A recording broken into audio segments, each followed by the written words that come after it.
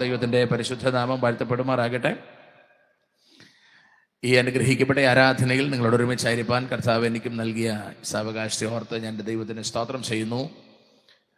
ഈ മീറ്റിങ്ങിൽ എന്നെ ക്ഷണിച്ച ബഹുമാന്യ ദൈവമക്കളെല്ലാവരെയും ക്രിസ്തുയേശുവിൻ്റെ നാമത്തിൽ വന്ദനം ചെയ്യുന്നു. ടീമിൻ്റെ ഡയറക്ടർ, അതിനോട് ചേർന്ന് പ്രവർത്തിക്കുന്ന ദൈവമക്കൾ, സ്തോത്രം UGMI ചർച്ച്, അതിൻ്റെ ഭാരവാഹികൾ എല്ലാവരെയും ഓർത്ത് ഞാൻ ദൈവത്തിൻ്റെ സ്തോത്രം ചെയ്യുന്നു.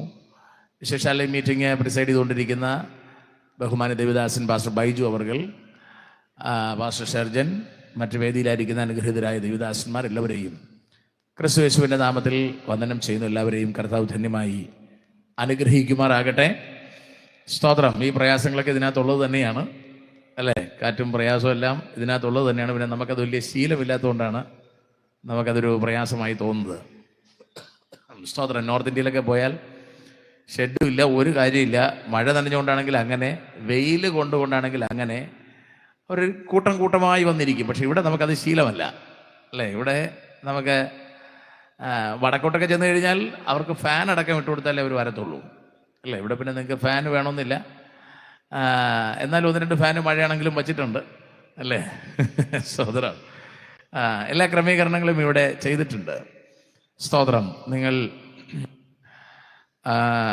മഴയാണെങ്കിലും വരുവാൻ കാണിച്ച മനസ്സിനെ ഓർത്ത് ദൈവത്തിന് സ്തോത്രം ചെയ്യുന്നു. നമുക്ക് വചനത്തിൽ നിന്ന് ചിന്തിക്കാം. ആൾക്കാർക്ക് വീട്ടിലിരുന്ന് കേൾക്കാനുള്ള എല്ലാ ക്രമീകരണങ്ങളും ദൈവമക്കൾ ചെയ്തിട്ടുണ്ട്.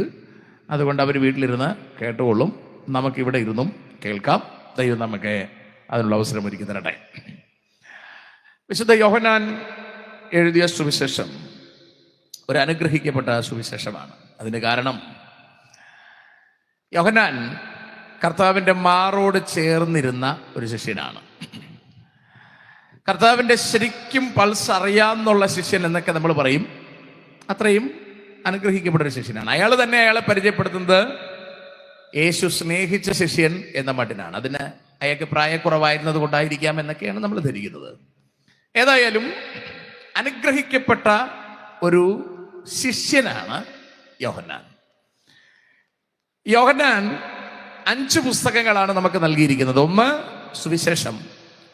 അതൊരു റയറാണ്. മറ്റുള്ള സുവിശേഷങ്ങളിൽ നിന്ന് ഒരു അപൂർവമായ, അല്ലെങ്കിൽ ഒരുപാട് പ്രസക്തിയുള്ള ഒരു സുവിശേഷമാണ് യോഹന്നാന്റെ സുവിശേഷം. മറ്റ് 3 സുവിശേഷങ്ങളെയും ചേർത്ത് പറയുന്നത് സമവീക്ഷണ സുവിശേഷങ്ങൾ. അതാണ് എന്ന് പറഞ്ഞാൽ ഒരേ വീക്ഷണത്തിൽ നിന്ന് നോക്കുന്ന സുവിശേഷം. പക്ഷേ യോഹന്നാന്റെ സുവിശേഷം മാത്രം മറ്റൊരു വീക്ഷണത്തിലുള്ള സുവിശേഷമാണ്. നിങ്ങൾ ഷീറ്റിലെങ്ങും നോക്കണ്ട, നിങ്ങളെങ്ങും പേടിക്കണ്ട. സഹോദരന്മാർ അതിന് എല്ലാ ക്രമീകരണം ചെയ്യുന്നുണ്ട്. ഷീറ്റ് നീങ്ങുന്നുണ്ടെങ്കിൽ അവർ പിടിച്ചിടും. എല്ലാ ക്രമീകരണം അവർ നോക്കിക്കോളും. കാറ്റടിച്ചാൽ നനയുക മാത്രമേ ചെയ്യാൻ പറ്റുള്ളൂ, വേറെ ഒന്നും ചെയ്യാൻ പറ്റത്തില്ല. ഓക്കെ? അതുകൊണ്ട് അങ്കലപ്പിൽ മേളിലോട്ട് നോക്കണ്ട. 1-2 തുള്ളിയൊക്കെ ചിലപ്പോൾ വീഴും, അല്ലേ? എല്ലാം പുറത്തു പോകുന്നതിനേക്കാൾ 1-2 തുള്ളി താഴെ വീഴുന്നില്ല, സഹിക്കുക. വേറൊന്നും കുഴപ്പമൊന്നും വരെ സംഭവിക്കുകയില്ല. സ്തോത്രം. സഹോദരന്മാരെ അരയൊക്കെ മുറുക്കി തയ്യാറായിട്ട് നിൽപ്പുണ്ട് എന്ത് വേണമെങ്കിലും ചെയ്യാൻ വേണ്ടി. സ്തോത്രം. അവരെ ഓർത്ത് ഞാൻ ദൈവത്തിന് സ്തോത്രം ചെയ്യുന്ന ദൈവം അവരെ അനുഗ്രഹിക്കുമാറാകട്ടെ. സ്തോത്രം. അപ്പോ യോഹന്നാന്റെ സുവിശേഷം ഒരു വളരെ സവിശേഷതയുള്ള സുവിശേഷമാണ്. അതുപോലെ തന്നെ മൂപ്പരുടെ ലേഖനങ്ങളും പൗലോസിന്റെ ലേഖനങ്ങളോളം കിടപിടിച്ച് നിൽക്കുന്ന ലേഖനങ്ങളാണ്. അതുപോലെ തന്നെ പുതിയ നിയമത്തിലെ ഏക പ്രവചന ഗ്രന്ഥവും യോഹന്നാൻ എഴുതിയതാണ്. അങ്ങനെ എല്ലാ മേഖലകളിലും കൈവച്ചിട്ടുള്ളൊരു എഴുത്തുകാരനാണ് യോഹന്നാൻ. യോഹന്നാന്റെ എഴുത്തുകൾ വളരെയധികം സവിശേഷതയുള്ളതാണെന്ന് ഞാൻ ഓർപ്പിച്ചുവല്ലോ. യോഹന്നാൻ യേശു ദൈവമാണെന്നും യേശു ദൈവപുത്രനാണെന്നും തെളിയിക്കുന്നതിനാണ് യോഹന്നാൻ റിസ്ക് എടുത്തിട്ടുള്ളത്. എനിക്ക് തോന്നുന്നു യോഹന്നാൻ ആ റിസ്ക് എടുക്കാതിരുന്നെങ്കിൽ ചിലപ്പോൾ പൗലോസിന് പോലും പിൽക്കാലത്ത് ഇക്കാര്യം അതിന്റെ നിലയിൽ തെളിയിക്കാൻ ചിലപ്പോൾ കഴിയാതെ വന്നേനെ. പൗലോസ് വരാതിരുന്നു എങ്കിൽ നിശ്ചയമായും ക്രിസ്തുവിന്റെ സുവിശേഷം വെളിച്ചം കാണാതായേനെ. ഇപ്പം വെളിച്ചം കണ്ടോന്ന് ചോദിച്ചാൽ വലിയ നിലയിൽ വെളിച്ചം കണ്ടിട്ടില്ലെന്ന് വേണം മനസ്സിലാക്കാൻ. അത് ഞാൻ അങ്ങോട്ട് പറയുമ്പോൾ നിങ്ങൾക്ക് മനസ്സിലാവും. അപ്പോ യേശുക്രിസ്തു ഭൂമിയിലേക്ക് വരുവാനുണ്ടായ സാഹചര്യം നമുക്ക് പരിചിതമാണ്, നമുക്കറിയാം.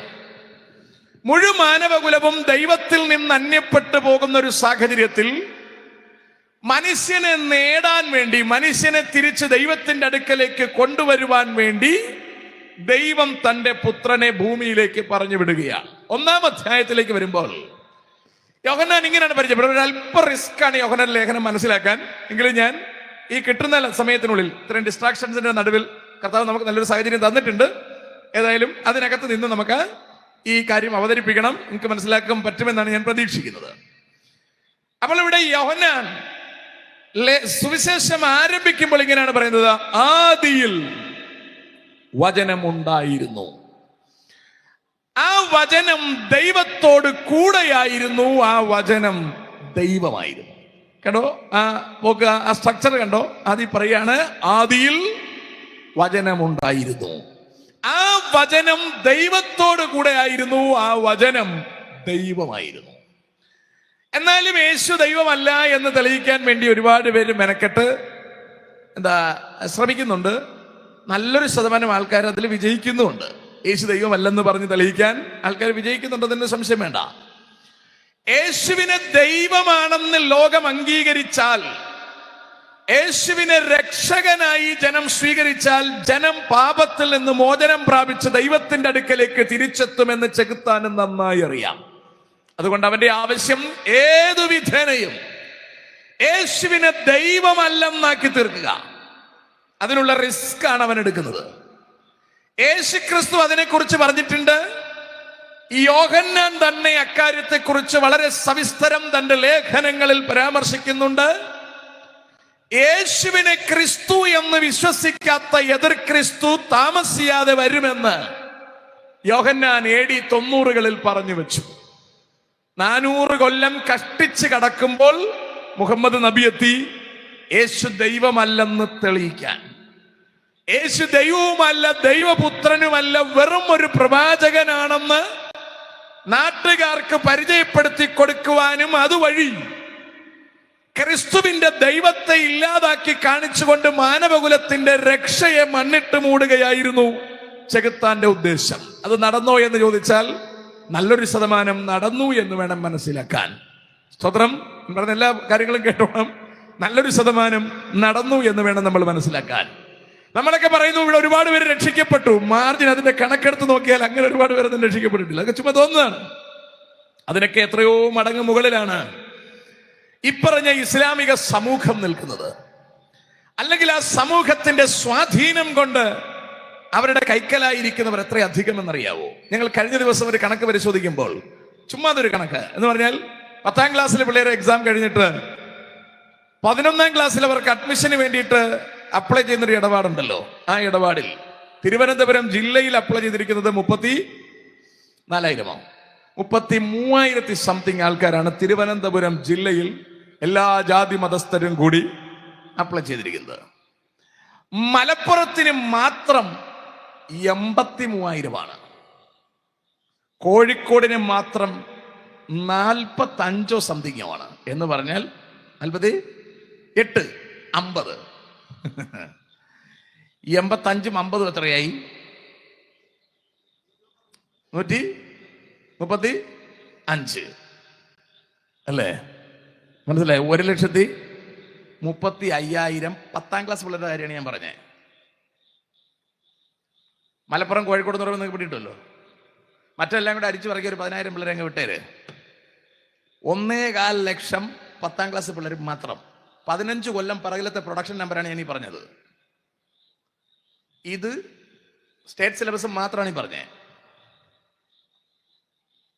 നമ്പർ വീഡിയോ 15 കൊല്ലം പിറകിലെ പ്രൊഡക്ഷൻ നമ്പർ ഇതാണെങ്കിൽ ഇപ്പോഴത് എവിടെ നിൽക്കുന്ന ഐഡിയ കിട്ടുന്നുണ്ട് നിങ്ങൾക്ക്? നമ്മൾ പ്രൊഡക്ഷൻ ഒന്നും കൂട്ടണ്ട, ഈ കയ്യിലിരിക്കുന്നതിന് സുവിശേഷം പറഞ്ഞ് പഠിപ്പിക്കണം. സ്വതന്ത്രം. ഞാനിത് കേട്ടിട്ട് ഞാൻ ഞെട്ടിപ്പോയി. അല്ലേ? തിരുവനന്തപുരത്ത് 33,000 പിള്ളേരേ ഉള്ളൂ അല്ലേ? ബാക്കി എല്ലാ ജില്ലയും കുറവാണ്. വയനാടൊക്കെ വരുമ്പോൾ 12-13 ഉള്ളൂ. മലപ്പുറം എത്തുമ്പോൾ അത് 83 മാറുന്നു അല്ലേ? കോഴിക്കോട് എത്തുമ്പോൾ അത് 50 സംതിങ് ആയി മാറുന്നു. ഞാൻ പറഞ്ഞ് മനസ്സിലാകുന്നുണ്ട് നിങ്ങൾക്ക്? ഇത് മനസ്സിലാക്കണം. ചുമ്മാ കളിയായിട്ട് നിങ്ങൾ കാര്യം കാണരുത്. ഈ ജനങ്ങളെല്ലാം അള്ളാഹുവിലേക്കാണ്.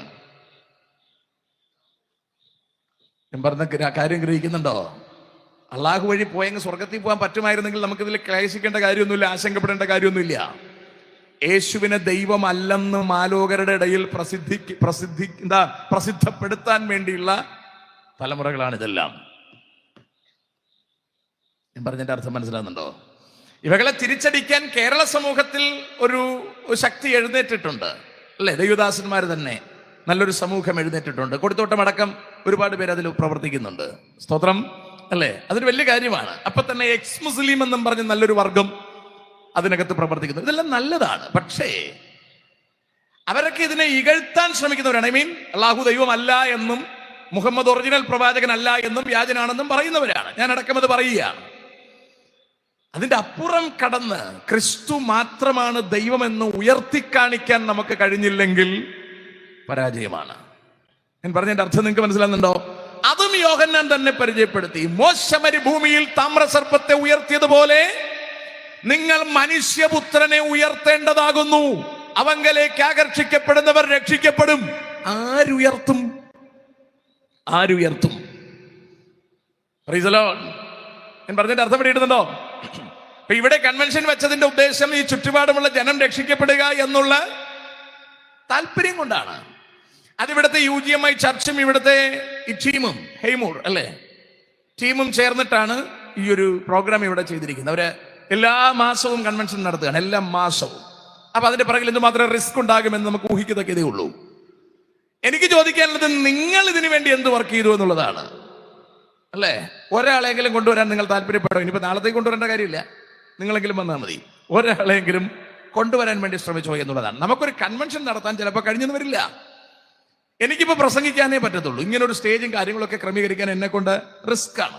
ഞാനത് ചെയ്തു നോക്കിയിട്ടുണ്ട്, ഭയങ്കര പാടാണ്. അപ്പോൾ കുറച്ചുപേര് അത് സെറ്റ് ചെയ്യാൻ തയ്യാറാകുന്നു, കുറച്ചുപേര് നോട്ടീസ് അടിക്കാൻ തയ്യാറാകുന്നു, കുറച്ചുപേര് ഒട്ടിക്കാൻ തയ്യാറാകുന്നു, കുറച്ചുപേര് പ്രസംഗിക്കാൻ തയ്യാറാകുന്നു, കുറച്ചുപേര് പാടാൻ തയ്യാറാകുന്നു, അല്ലേ? നിങ്ങൾക്ക് ഇതിലെന്താണ് പണി, അല്ലേ? പ്രത്യേകിച്ച് ഒരു പണിയില്ല.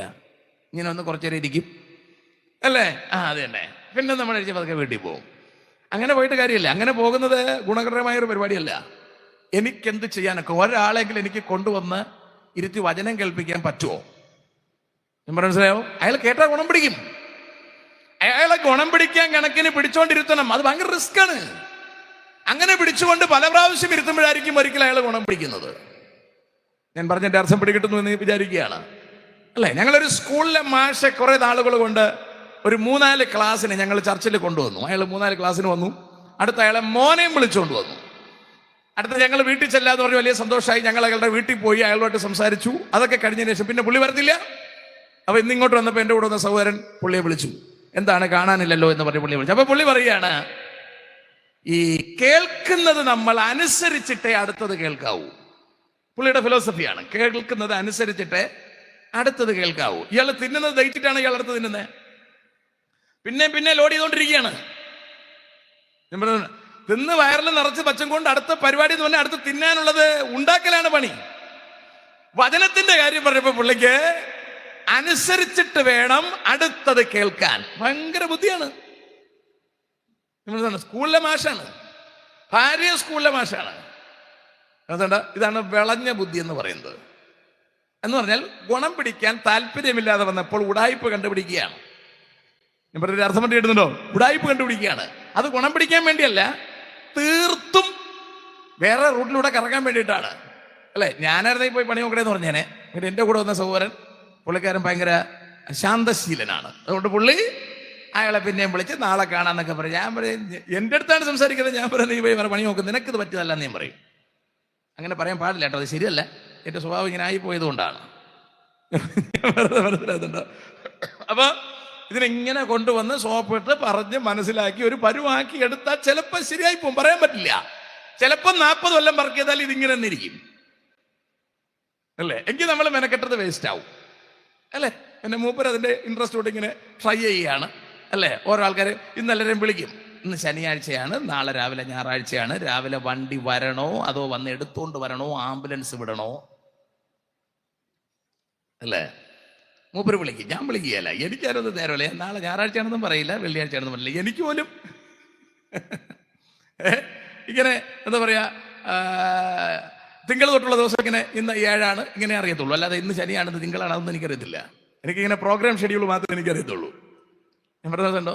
അപ്പോൾ ഒരു വിശ്വാസി എടുത്തുകൊണ്ടുവരാൻ ഭയങ്കര പാടാണ്. ഇതിനെ വിളിച്ച് സോപ്പിട്ട് അല്ലേ. അപ്പോൾ അവർ പറയും നാളെ രാവിലെ മഴയാണോ എന്നറിയില്ല. എന്തെല്ലാം ന്യായങ്ങളാണ് പറയുന്നത്. ഇതിനെങ്ങനെ നമ്മൾ പിടിച്ചോണ്ട് എങ്ങനെ ശരിയാക്കാൻ പറ്റുമെന്ന് എനിക്കറിയില്ല കേട്ടോ. സ്വത്രം എനിക്കറിയില്ല. അതാണ് ഞാൻ നിങ്ങളോട് ചോദിച്ചത്. ഇതിനകത്ത് തീ കത്തുന്നവരെ സംബന്ധിച്ചിടത്തോളം അവർക്കിതൊന്നും പ്രശ്നമല്ല. അവർക്ക് അകത്ത് തീ കത്തിക്കഴിഞ്ഞാൽ, ഒറിജിനൽ സുവിശേഷം അകത്ത് കത്തിക്കഴിഞ്ഞാൽ അവർക്ക് മഴയും പ്രശ്നമില്ല, അവർക്ക് വെയിലും പ്രശ്നമില്ല, അവർക്ക് ഇതൊന്നും പ്രശ്നമില്ല. അവർ കർത്താവിന് വേണ്ടി ഓടിക്കൊണ്ടേയിരിക്കും. ഇല്ലാത്തവനെ നമ്മൾ പഴുപ്പിക്കാൻ നോക്കിയാൽ നടക്കുന്ന കാര്യമല്ല, ഭയങ്കര റിസ്ക് ആണത്. സ്തോത്രം. എനിവേ, ഞാൻ ആ ഭാഗം അവിടെ നിർത്തിയിട്ട് ഞാൻ മുമ്പിലേക്ക് വരികയാണ്. ഇവിടെ നമ്മുടെ യോഹന്നാൻ അപ്പോസ്തലൻ പരിചയപ്പെടുത്തുകയാണ്, ആദിയിൽ വചനമുണ്ടായിരുന്നു. അപ്പോൾ ആദിയിൽ യേശുവിനെ അറിയപ്പെട്ടത് വചനം എന്ന നിലയിലാണ്. അടുത്ത താഴേക്ക് വായിച്ചു വരുമ്പോൾ സിമ്പിളായി പറഞ്ഞു വിടുകയാണ്, ആ വചനം ദൈവത്തോട് കൂടെയായിരുന്നു, ആ വചനം ദൈവമായിരുന്നു. അടുത്തതായിട്ട് വായിച്ചു വിട്ടോ. പോയോ? യോഹന്നാൻ 1:1. അവനിൽ ജീവൻ ഉണ്ടായിരുന്നു, ജീവൻ മനുഷ്യരുടെ വെളിച്ചമായിരുന്നു. കണ്ടോ? അപ്പൊ ആദിയിൽ വചനം എന്ന് പറഞ്ഞതിനെ അടുത്ത് യൂസേജ് മാറ്റി ഉപയോഗിക്കുന്നു. അവനിൽ ജീവൻ ഉണ്ടായിരുന്നു. ജീവൻ എന്ന് പറഞ്ഞാൽ നമ്മെ ദൈവത്തോട് അടുപ്പിക്കുന്ന റിലേഷൻ. അതിനാണ് ജീവൻ എന്ന് പറഞ്ഞ റിലേഷൻ, അല്ലെ? ആ റിലേഷൻ എന്ന് പറയുന്നത് യേശുവിലേ ഉണ്ടായിരുന്നുള്ളൂ. അതവിടെ പറഞ്ഞത് അവനിൽ ജീവൻ ഉണ്ടായിരുന്നു, ജീവൻ മനുഷ്യന്റെ വെളിച്ചം. 3 പ്രധാനപ്പെട്ട പദപ്രയോഗങ്ങളാണ് അവിടെ ഉപയോഗിച്ചത്. 1 വചനം, 2 ജീവൻ, 3 വെളിച്ചം. യേശുവിനെ പറഞ്ഞതാണ് ഈ 3 പദപ്രയോഗങ്ങളിലൂടെ പറഞ്ഞു. ഇനി താഴോട്ട് വായിച്ചു വിട്. വെളിച്ചം ഇരുളിൽ പ്രകാശിക്കുന്നു. കണ്ടോ? ഇപ്പൊ നമുക്ക് ഈ വെളിച്ചത്തിന്റെ വില അറിയണമെങ്കിൽ ഇത് ഓഫ് ചെയ്യണം. അപ്പൊ നമുക്ക് മനസ്സിലാവും. നമുക്കൊന്നും കാണാൻ പറ്റില്ല, അല്ലേ? ഈ ലൈറ്റ് ഓഫ് ചെയ്താൽ അടുത്തിരിക്കുന്ന ആളെ പോലെ നമുക്ക് കാണാൻ പറ്റില്ല. കേട്ടോ? അപ്പൊ നമുക്ക് അടുത്തിരിക്കുന്ന ആളെ കാണണമെങ്കിൽ ഇവിടെ വെളിച്ചം വരണം. വെളിച്ചം ഇരുളിൽ പ്രകാശിക്കുന്നു എന്ന് പറഞ്ഞത്. അതുപോലെ ഇരുളോ അതിനെ ഇരുളിന് വെളിച്ചത്തെ പിടിച്ചടക്കാൻ വരണ്ടോ? ഇവിടെ ആരെങ്കിലും വന്നിട്ട് ഇരുട്ടിനെ അങ്ങോട്ട് തള്ളി തെങ്ങുംപളയിലോട്ട് മാറി നിന്നോന്ന് പറഞ്ഞിട്ടാണോ ഇവിടെ ലൈറ്റ് ഇട്ടത്? അല്ല, വെളിച്ചം ഇടുമ്പോഴത്തേക്ക് ഇരുള് മാറി തരികയാണ്. കണ്ടോ? ക്രിസ്തു നമ്മുടെ ഉള്ളിലേക്ക് വരുമ്പോൾ ഇരുള് മാറി, അല്ലാതെ ഇരുളിനെ തള്ളി മാറ്റി നിർത്തിയിട്ട് ആരും വെളിച്ചം നിറയ്ക്കാൻ ഒന്നും റിസ്ക് എടുക്കേണ്ട. It is not possible. അപ്പോ ക്രിസ്തുവിനെ അവിടെ ചേർത്ത് വെച്ച് പറയുന്നത്, 1 താൻ വചനമായിരുന്നു, 2 താൻ ജീവനായിരുന്നു, 3 താൻ വെളിച്ചമായിരുന്നു. താൻ വെളിച്ചമായി വരുമ്പോൾ ഇരുളിന് യേശുവിനെ പിടിച്ചടക്കാൻ കഴിഞ്ഞില്ല. സ്തോത്രം. ഇനി കേട്ടോ, ദൈവം അയച്ചിട്ട് ഒരു മനുഷ്യൻ വന്നു. അടുത്ത യോഹന്നാനെ പരിചയപ്പെടുത്തുകയാണ്. ദൈവം അയച്ചിട്ട് ഒരു മനുഷ്യൻ വന്നു, അവന് യോഹന്നാൻ എന്നു പേർ. വായിച്ചുവിടെ. അവൻ സാക്ഷ്യത്തിനായി താൻ മുഖാന്തരം എല്ലാവരും വിശ്വസിക്കേണ്ടതിന് വെളിച്ചത്തെ കുറിച്ച് സാക്ഷ്യം പറവാൻ തന്നെ വന്നു. വെളിച്ചത്തെ കുറിച്ച് സാക്ഷ്യം പറയാൻ വന്നു. വൈകെ. അവൻ വെളിച്ചമായിരുന്നില്ല, വെളിച്ചത്തിന് സാക്ഷ്യം പറയേണ്ടവൻ അത്രേ. ഏതു മനുഷ്യനെയും പ്രകാശിപ്പിക്കുന്ന സത്യവെളിച്ചം. ഏതു മനുഷ്യനെയും പ്രകാശിപ്പിക്കുന്ന സത്യവെളിച്ചം എന്ന് പറഞ്ഞാൽ മനുഷ്യന് പ്രകാശം തരുന്ന വെളിച്ചമൊന്നല്ല, ഏതു മനുഷ്യനെയും പ്രകാശിപ്പിക്കുന്ന സത്യവെളിച്ചം. ഇവിടെ ഇപ്പൊ ജനറേറ്ററിൽ നിന്ന് പവർ എടുത്തിരിക്കുകയാണ്. പവർ എടുത്തത് ഹാലജനിലും ഈ ലൈറ്റുകളിലെല്ലാം കൊടുത്തിരിക്കുകയാണ്. അതിന്റെ വെളിച്ചം നമുക്ക് കിട്ടുന്നേ ഉള്ളൂ. നമ്മൾ ആരും വെളിച്ചമായി മാറൂല. ഞാൻ പറഞ്ഞു മനസ്സിലായി? നമ്മൾ ആരും വെളിച്ചമായി മാറില്ല.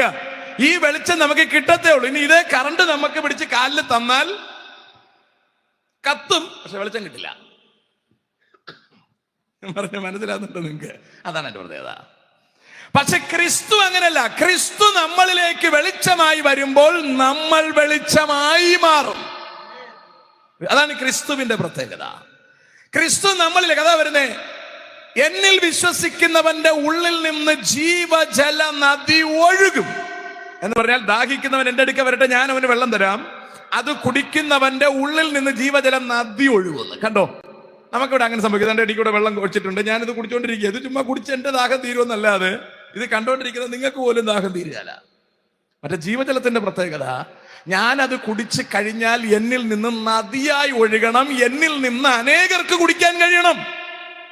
ദൗർഭാഗ്യവശാൽ രക്ഷിക്കപ്പെട്ടത് പറഞ്ഞിരിക്കുന്നത് നമ്മളിൽ നിന്നൊക്കെ ഒരു മനുഷ്യനും കുടിക്കാൻ ഇതുവരെ കിട്ടിയിട്ടില്ല, ഇനിയോട്ട് കിട്ടാൻ സാധ്യതയുമില്ല. ശരിയല്ലേ? ഇതിനാണ് കർത്താവ് ഒരു മഴയും കാറ്റും ഒക്കെ ആദ്യം തന്നത്. മനസ്സിലായി? ഇത് കേൾക്കുമ്പോൾ നിങ്ങൾക്ക് ഒരു ക്ഷീണം വരാതിരിക്കാൻ വേണ്ടി. ശ്രദ്ധിക്കുന്നുണ്ടോ ഞാൻ ഈ പറഞ്ഞത്? ദൈവമക്കളെ, കാര്യത്തിന്റെ ഗൗരവം നിങ്ങൾ ശരിക്കും തിരിച്ചറിയണം. രക്ഷിക്കപ്പെട്ടു എന്ന് നമ്മൾ പറയുകയും രക്ഷയുടെ സുവിശേഷം, രക്ഷയുടെ സന്ദേശം, രക്ഷയുടെ സൗഭാഗ്യം നമ്മളിൽ നിന്ന് പുറത്തേക്ക് ഒഴുകുന്നില്ല എങ്കിൽ നമ്മൾ രക്ഷിക്കപ്പെട്ടിട്ടില്ല, പെട്ടുപോയതാണ്. സ്തോത്രം. ശരിയല്ലേ? ഒരു മനുഷ്യനും മിണ്ടുന്നില്ലല്ലോ, എല്ലാം തണുത്തിരിക്കണം. ഒരു സ്തോത്രം പറയാവോ? ഇടയ്ക്ക് ചില സ്തോത്രമൊക്കെ പറയണം, അല്ലെങ്കിൽ നിങ്ങളെങ്കിൽ തണുത്ത് വല്ലാതായി പോകും. സ്തോത്രം. ദൈവമക്കളെ, നമ്മൾ കാര്യത്തിന്റെ ഗൗരവം തിരിച്ചറിയണം. നമ്മൾ ഈ മീറ്റിംഗിൽ ചിന്തിക്കേണ്ടതാണ്, ഞാൻ രക്ഷിക്കപ്പെട്ടതാണോ? ഒറിജിനലായിട്ട് രക്ഷിക്കപ്പെട്ടതാണോ? ഞാൻ രക്ഷിക്കപ്പെട്ടതാണെങ്കിൽ എന്നിൽ നിന്ന് ജീവജല നദി ഒഴുകിയും മതിയാകൂ. എന്നിൽ നിന്ന് വെളിച്ചം പ്രകാശിച്ചേ മതിയാകൂ. എന്നിൽ നിന്ന് ജീവൻ മറ്റുള്ളവരിലേക്ക് എത്തിയേ മതിയാകൂ. അതിനുവേണ്ടിയാണ് ദൈവം എനിക്ക് നൽകിയിരിക്കുന്നത്. അപ്പൊ ഞാൻ സിമ്പിൾ പറഞ്ഞു വിട്ടോട്ടെ. ദൈവത്തെ, യേശുവിനെ കുറിച്ച് പറഞ്ഞത് ആദിയിൽ വചനം, രണ്ടാമത് ജീവൻ, മൂന്നാമത് വെളിച്ചം. 14-ാം വാക്യത്തിൽ വന്ന് ഇങ്ങനെ പറയുന്നു. ഞാനിങ്ങനെ ചാടിച്ചാടി പോട്ടെ. വായിക്കും 14. വചനം ജഡമായി തീർന്നു, കൃപയും സത്യവും നിറഞ്ഞവനായി. വചനം ജഡമായി തീർന്നു. കണ്ടോ? The word became flesh. സ്വർഗത്തിൽ വചനമായിരുന്ന ക്രിസ്തു നമ്മുടെ അടുക്കലേക്ക് വരാൻ വേണ്ടി ജഡമായി തീർന്നു. ഇല്ലെങ്കിൽ എന്താ പ്രശ്നം? ഇല്ലെങ്കിൽ നമുക്ക് യേശുവിനെ തിരിച്ചറിയാൻ പറ്റില്ല. കറണ്ടായി ഡീസലിനകത്തിരുന്നാൽ എന്ന് പറഞ്ഞാൽ മനസ്സിലായത് നിങ്ങൾക്ക്? ഡീസൽ മേടിച്ചൊഴിച്ചിട്ടാണ് ഒരു സാധനം വർക്ക് ചെയ്യുന്നുണ്ടോ? ശബ്ദം കേട്ടോ? അപ്പോഴത് ഡീസലിലാണ് സാധനം ഊർജമായിട്ടിരിക്കുന്നത്. ഇതിനെ ജനറേറ്ററിൽ ഒഴിച്ച് അതിനെ യാന്ത്രികോർജമാക്കി മാറ്റണം. എന്നിട്ട് അതിനെ വൈദ്യുതിയാക്കി മാറ്റണം. എന്നാ കാണാൻ പറ്റുമോ? എന്നാ കാണാൻ പറ്റൂല. പിന്നെ അത് ഈ ലൈനിലോട്ട് കടത്തി വിട്ട് നമുക്കിതിനെ വെളിച്ചമാക്കി തന്നാലേ ഈ സാധനം ഇവിടെ വർക്ക് ചെയ്യുന്നതിന്റെ ഗുണം ഇവിടെ കാണാൻ പറ്റുള്ളൂ. അല്ലെങ്കിൽ ഇവിടെ പറമ്പിൽ ഏതാണ്ട് സാധനം ഇരുന്ന് ഇറക്കുന്നതേ അറിയത്തുള്ളൂ. അതിൽ നിന്ന് പവർ വരുന്നു. എന്ത് പവർ? ഇതാണ് പവർ. ആ പവറിന്റെ ബലത്തിലാണ് ഇവിടെ നിങ്ങൾ എന്റെ ശബ്ദം ആംപ്ലിഫൈ ചെയ്ത് കേട്ടോണ്ടിരിക്കുന്നത്. ഇനിയും ആ ശബ്ദത്തെക്കുറിച്ച്, അതിന്റെ പവറിനെ കുറിച്ച് അറിയണമെങ്കിൽ മീറ്റിംഗ് കഴിഞ്ഞിട്ട് സൗകര്യമായിട്ട് ചോദിച്ചാൽ മതി. അവരതിൽ തൊടാനുള്ള അവസരം തരും. ഞാൻ പറഞ്ഞ മനസ്സിലാണ്ടോ? അപ്പൊ നിങ്ങൾക്ക് ഇത് ശരിക്കും മനസ്സിലാവും ഇതെന്താ സാധനമെന്ന്. ഞാൻ പറഞ്ഞതിന്റെ അർത്ഥം പിടികിട്ടി നിങ്ങൾക്ക്? അതാണ് എന്റെ സംഭവം. ഞാൻ പറഞ്ഞതിന്റെ അർത്ഥം, ആ പവർ എന്താണെന്ന് നമുക്ക് തിരിച്ചറിയണമെങ്കിൽ അത് രൂപവ്യത്യാസം വന്ന് നമ്മുടെ അടുക്കലേക്ക് വരണം.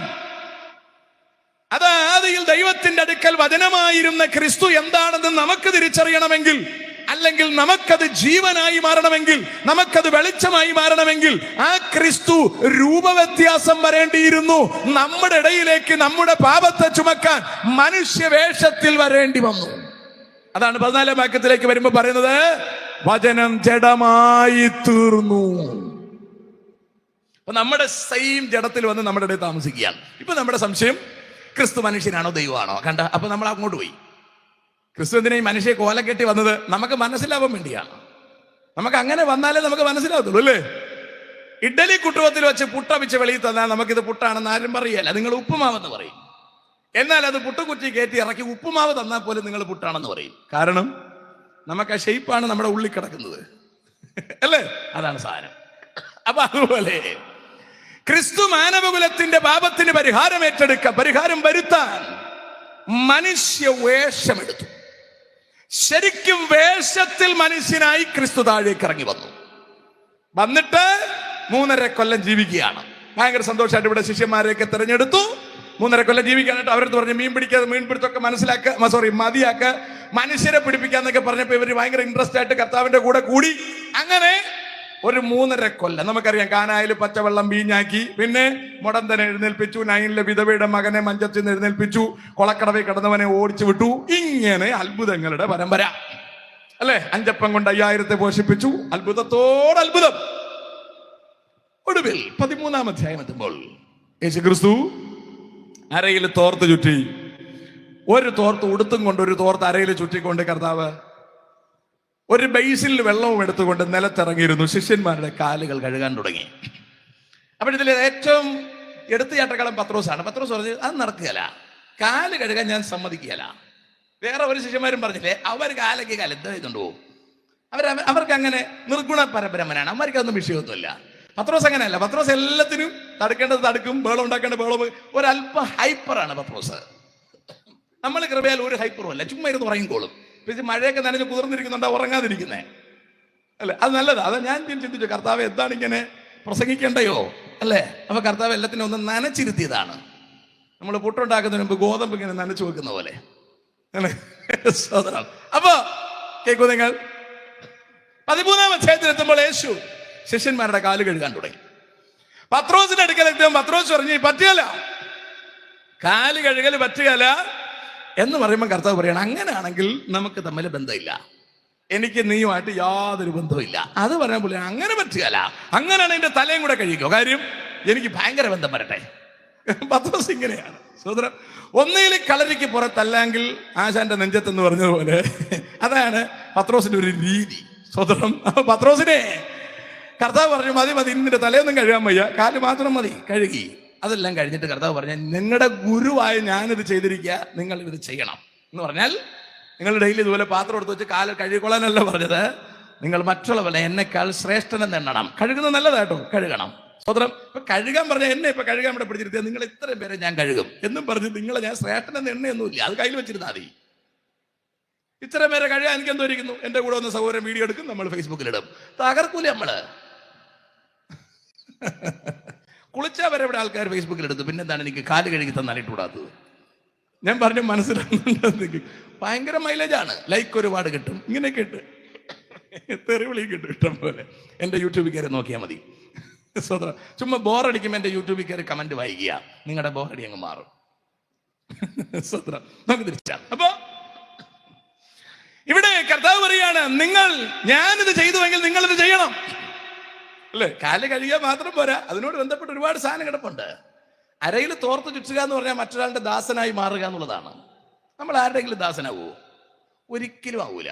മറ്റെല്ലാവരെയും നമ്മൾ ദാസനാക്കും അല്ലെ? സഹോദരിമാര് പള്ളിയിൽ സാക്ഷി പറയുന്നത് കേട്ടിട്ടില്ലേ? എന്റെ ദാസൻ സുഖമില്ലാതെ കിടക്കുകയാണ്. നമ്മൾ ശരിക്കും വീട്ടിൽ ആരെങ്കിലും ജോലിക്കാരൻ കാണും, സംഭവം ഹസ്ബൻഡാണ്. പിന്നെ അല്ലേ, തെറ്റില്ല, അങ്ങനെ നിങ്ങൾ ആരും ടെൻഷൻ പിടിക്കരുത്. യേശുപ്പ ബാക്കി മൊത്തം പറഞ്ഞു തീർക്കാനുണ്ട്. അപ്പോ ഇവിടെ പറഞ്ഞത്, നിങ്ങൾ എൻ്റെ ശിഷ്യന്മാരാകണം എന്ന് പറഞ്ഞാൽ മറ്റുള്ളവനെ ശ്രേഷ്ഠനെന്ന് എണ്ണത്തക്ക നിലയിലേക്ക് താഴെ വരണം.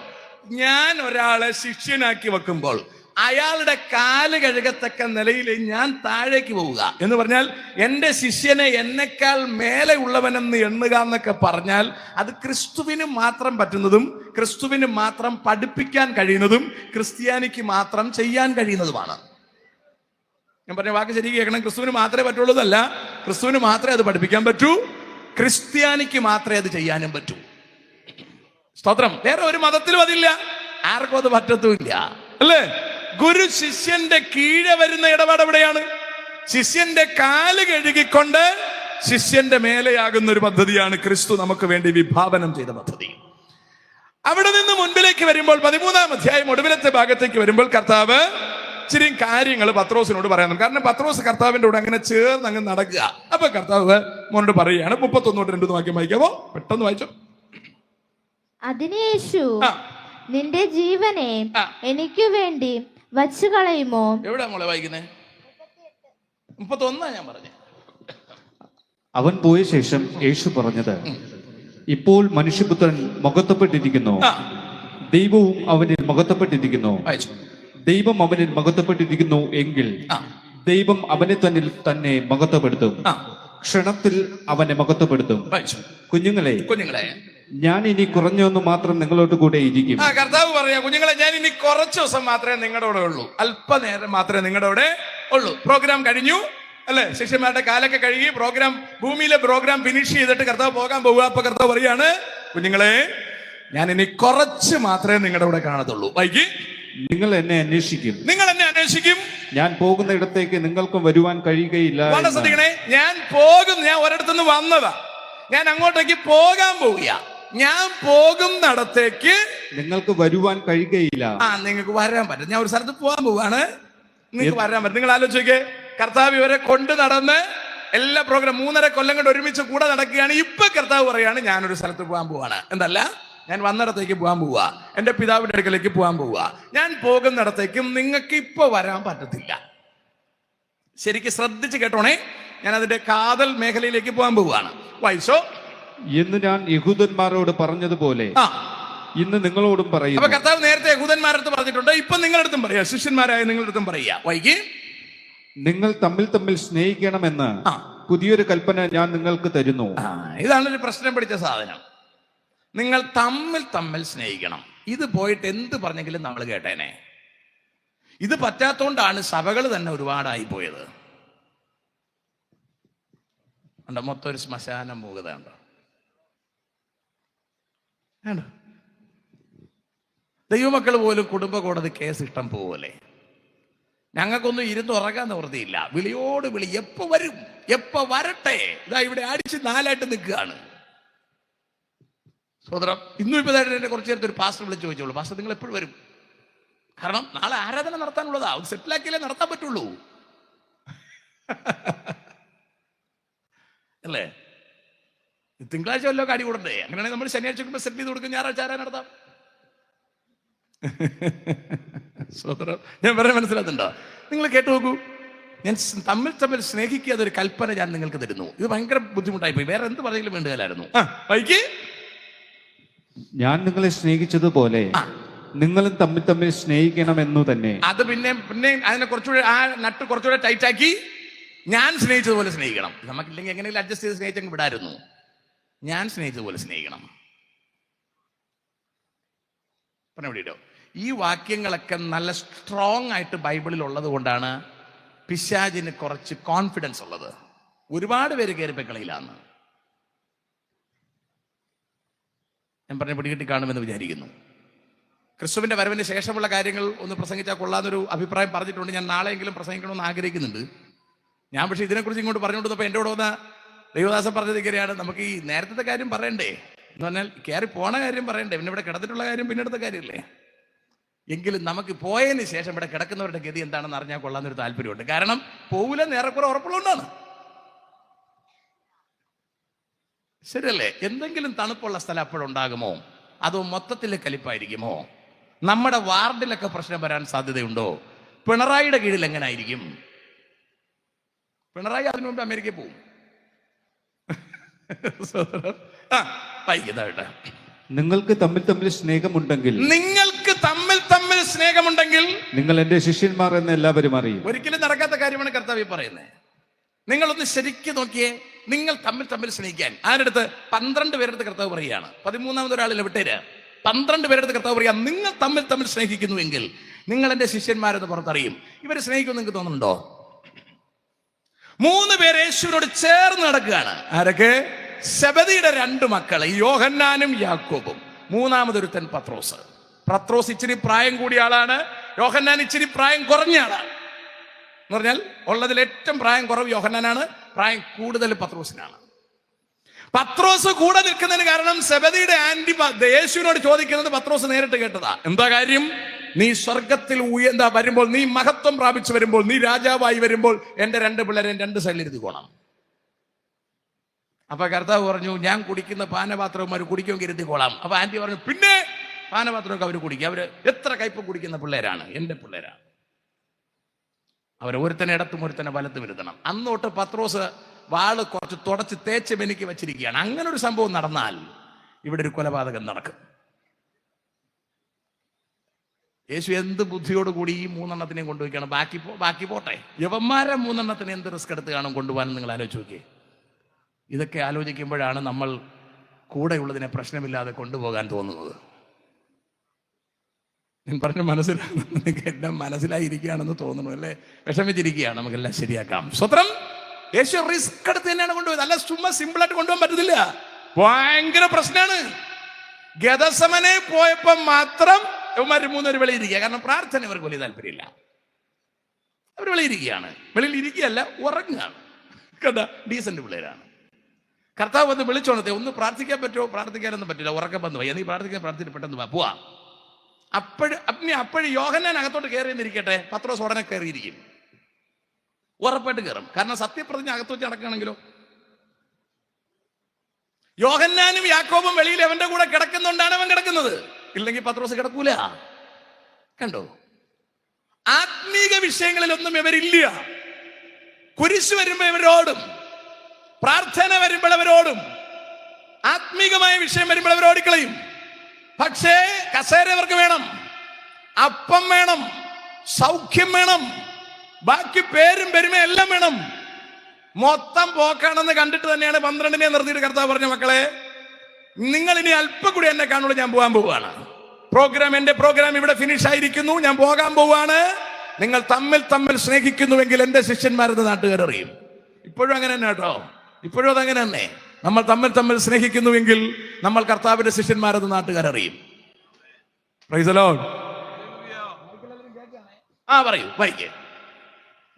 ശീമോൻ പത്രോസ് അവനോട്, കർത്താവേ നീ എവിടെ പോകുന്നു എന്ന് ചോദിച്ചതിന്, കർത്താവ് ശീമോൻ പത്രോസ് ഇതെല്ലാം കേട്ടോണ്ടെന്ന് ഞാൻ ചോദിക്കുക, കർത്താവേ പിന്നെ നീ എവിടെ പോവാണ്, എവിടെ പോകുന്ന കാര്യം പറയുന്നത് അല്ലേ? നീ യഹൂദന്മാരടുത്ത് പറഞ്ഞെന്ന് പറയുന്നു, നമ്മളടുത്ത് പറഞ്ഞെന്ന് പറയുന്നു, നീ പോകുന്നിടത്ത് നമുക്ക് വരാൻ പറ്റത്തില്ലെന്ന് പറയുന്നു, നീ എന്ത് കാര്യമായി പറയുന്നേ? ആ സീൻ നിങ്ങൾ മനസ്സിൽ കണ്ടു നോക്കിയേ അല്ലേ? പത്രോസിനേക്കാൾ വളരെ പ്രായം കുറവാണ് യേശുവിന്. യേശുവിനെ ചോദിക്കുക, നീ എന്ത് കാര്യമായി പറയുന്നേ, എവിടെ പോകുന്ന കാര്യമായി പറയുന്നേ? വായിക്കേ. ഞാൻ പോകുന്ന ഇടത്തേക്ക് നിനക്ക് ഇപ്പോൾ എന്നെ അനുഗമിപ്പാൻ കഴിയില്ല. അപ്പൊ കർത്താവ് അവന്റെ അടുത്തും പറഞ്ഞു, നിനക്ക് ഇപ്പൊ വരാൻ പറ്റത്തില്ല. കൂടുതൽ കടുപ്പിക്കാനും പറ്റത്തില്ല, അവന്റെ വാളാണ്. മനസ്സിലുണ്ടോ? കൂടുതൽ കടുപ്പിച്ചാൽ ക്രൂശിൽ കയറാൻ പറ്റത്തില്ല. ശരിക്കും വായിച്ചു നിനക്ക് മനസ്സിലാവും. വായിക്ക്. പിന്നത്തേതിൽ നീ എന്നെ അനുഗമിക്കും. അപ്പൊ കർത്താവ് പറയാ, നിനക്ക് ഇപ്പൊ വരാൻ പറ്റത്തില്ല, പിന്നത്തേതിൽ നീ എന്നെ അനുഗമിക്കും. നീ പിറകിലത്തെ വണ്ടിയിൽ വന്നാൽ മതി, ഞാൻ മുമ്പിലത്തെ വണ്ടിയിൽ പോവുകയാണ്. പത്രോസ് ഇത് സമ്മതിക്കല്ലേ? പത്രോസിന് പിന്നെ ഉറപ്പ് വരുത്തേണ്ടത് മറ്റോമാർ രണ്ടും ഇവിടെ ഉണ്ടോ എന്നാണ് അല്ലേ? യാക്കോബ് യോഹന്നാൻ അവന്മാരുണ്ട്. എന്നാ പിന്നെ എന്ത് പോകട്ടോ, ഞങ്ങൾ പുറകെ വരാന്ന് പറയും. വൈകി പത്രോസ് അവനോട്, കർത്താവേ ഇപ്പോൾ എനിക്ക് നിന്നെ അനുഗമിപ്പാൻ കഴിയാത്തത് എന്തിന്റെ കുറവാണ് എനിക്ക്? നമ്മളും ചിലപ്പോൾ ചോദിക്കാറുണ്ട്, കർത്താവ് വന്നാൽ പോകാൻ എനിക്ക് എന്തിന്റെ കുറവാണ്? ഇവിടെ ആരെങ്കിലും പോകുന്നെങ്കിൽ ഞാൻ പോയിരിക്കും. അങ്ങനെ പറയാത്ത ആരെങ്കിലും ഇവിടെ ഇരിപ്പുണ്ടോ? ആരുമില്ല. നമ്മളെല്ലാവരും ഉറപ്പിലാണ്. ഞാൻ പോയിരിക്കും. ചിലയിടത്തൊക്കെ നമ്മൾ ചോദിച്ചാൽ അവര് പറഞ്ഞതൊക്കെ കേട്ടാൽ നമ്മൾ ഞെട്ടിപ്പോവും. കർത്താവ് പറഞ്ഞതുകൊണ്ട് ഇവർക്ക് അറിയത്തില്ല, പക്ഷെ അവർ ഉറപ്പിച്ച് പറഞ്ഞേ സ്വർഗത്തിൽ പോയിരിക്കും. ഞാനല്ലാതെ പിന്നെ ആരാണ് പോവാൻ? ശരിയല്ലേ? ആകെ എന്താണ് ചെയ്തത്? പാവങ്ങൾക്ക് പഴയ തുണി 2 കൊടുത്തു. ആ ഒരു ധൈര്യത്തിലാണ് പോകുമെന്ന് പറഞ്ഞ് നിൽക്കുന്നത് അല്ലേ? കത്തോലിക്കർ അങ്ങനെ പഠിപ്പിച്ചു വെച്ചിട്ടുണ്ട്, പാവങ്ങൾക്ക് എന്തെങ്കിലും കൊടുത്താൽ സ്വർഗത്തിൽ പോകുന്നു. അങ്ങനെയൊന്നും പോകാനൊന്നും പറ്റത്തില്ല, അതൊക്കെ ചുമ്മാ പറ്റിപ്പാണ്. തുണി കൊടുത്താൽ വീട്ടിൽ അലമാരയിൽ സ്ഥലം കിട്ടും, അത് നല്ലതാ. ഇല്ലെങ്കിൽ വേറെ അലമാര പണിയണം. മറ്റത് ഈ പഴയ അലമാരയിൽ സ്ഥലം കിട്ടും അല്ലേ? 6 മാസം കൊണ്ട് കൊടുക്കാത്ത 1, 2, 3 കൊല്ലം കൊണ്ട് കൊടുക്കാത്ത തുണി അലമാരയിൽ മടക്കി അങ്ങ് അകത്ത് കയറ്റി വെച്ചിട്ടുണ്ട്. പാറ്റ പോലും അതിൽ കയറുകയല്ല, അത് ചത്തുപോന്നും വെച്ചിട്ട് അല്ലേ? പക്ഷെ ആർക്കും കൊടുക്കാതെ വെച്ചിരിക്കുന്നവരുണ്ട്. ശരിയല്ലേ? മിണ്ടാതിരുന്നോളൂ, പെട്ടെന്ന് അവസാനിപ്പിക്കാം. ബൈക്ക്. ഞാൻ എന്റെ ജീവനെ നിനക്ക് വേണ്ടി വെച്ചുകളയും. പത്രോസ് പറഞ്ഞേണ്ടോ, കർത്താവേ നീ എന്താ പറഞ്ഞ എനിക്ക് വരാൻ പറ്റത്തില്ലെന്ന്? ഞാൻ എന്റെ ജീവനെ വെച്ച് കളയും. നീ എന്നെ ചുമ്മാ ശിഷ്യൻ എന്നാണ് വിചാരിച്ചു വെച്ചിരിക്കുന്നത്? എന്റെ ജീവനെ വരെ ഞാൻ വെച്ച് കളയും. പിന്നെ എന്തിനാ പത്രോസെ അരക്കെട്ടിൽ വാള് വെച്ചിരിക്കുന്നത്? ഇത് ചുമ്മാ പൈനാപ്പിൾ അരിയാൻ.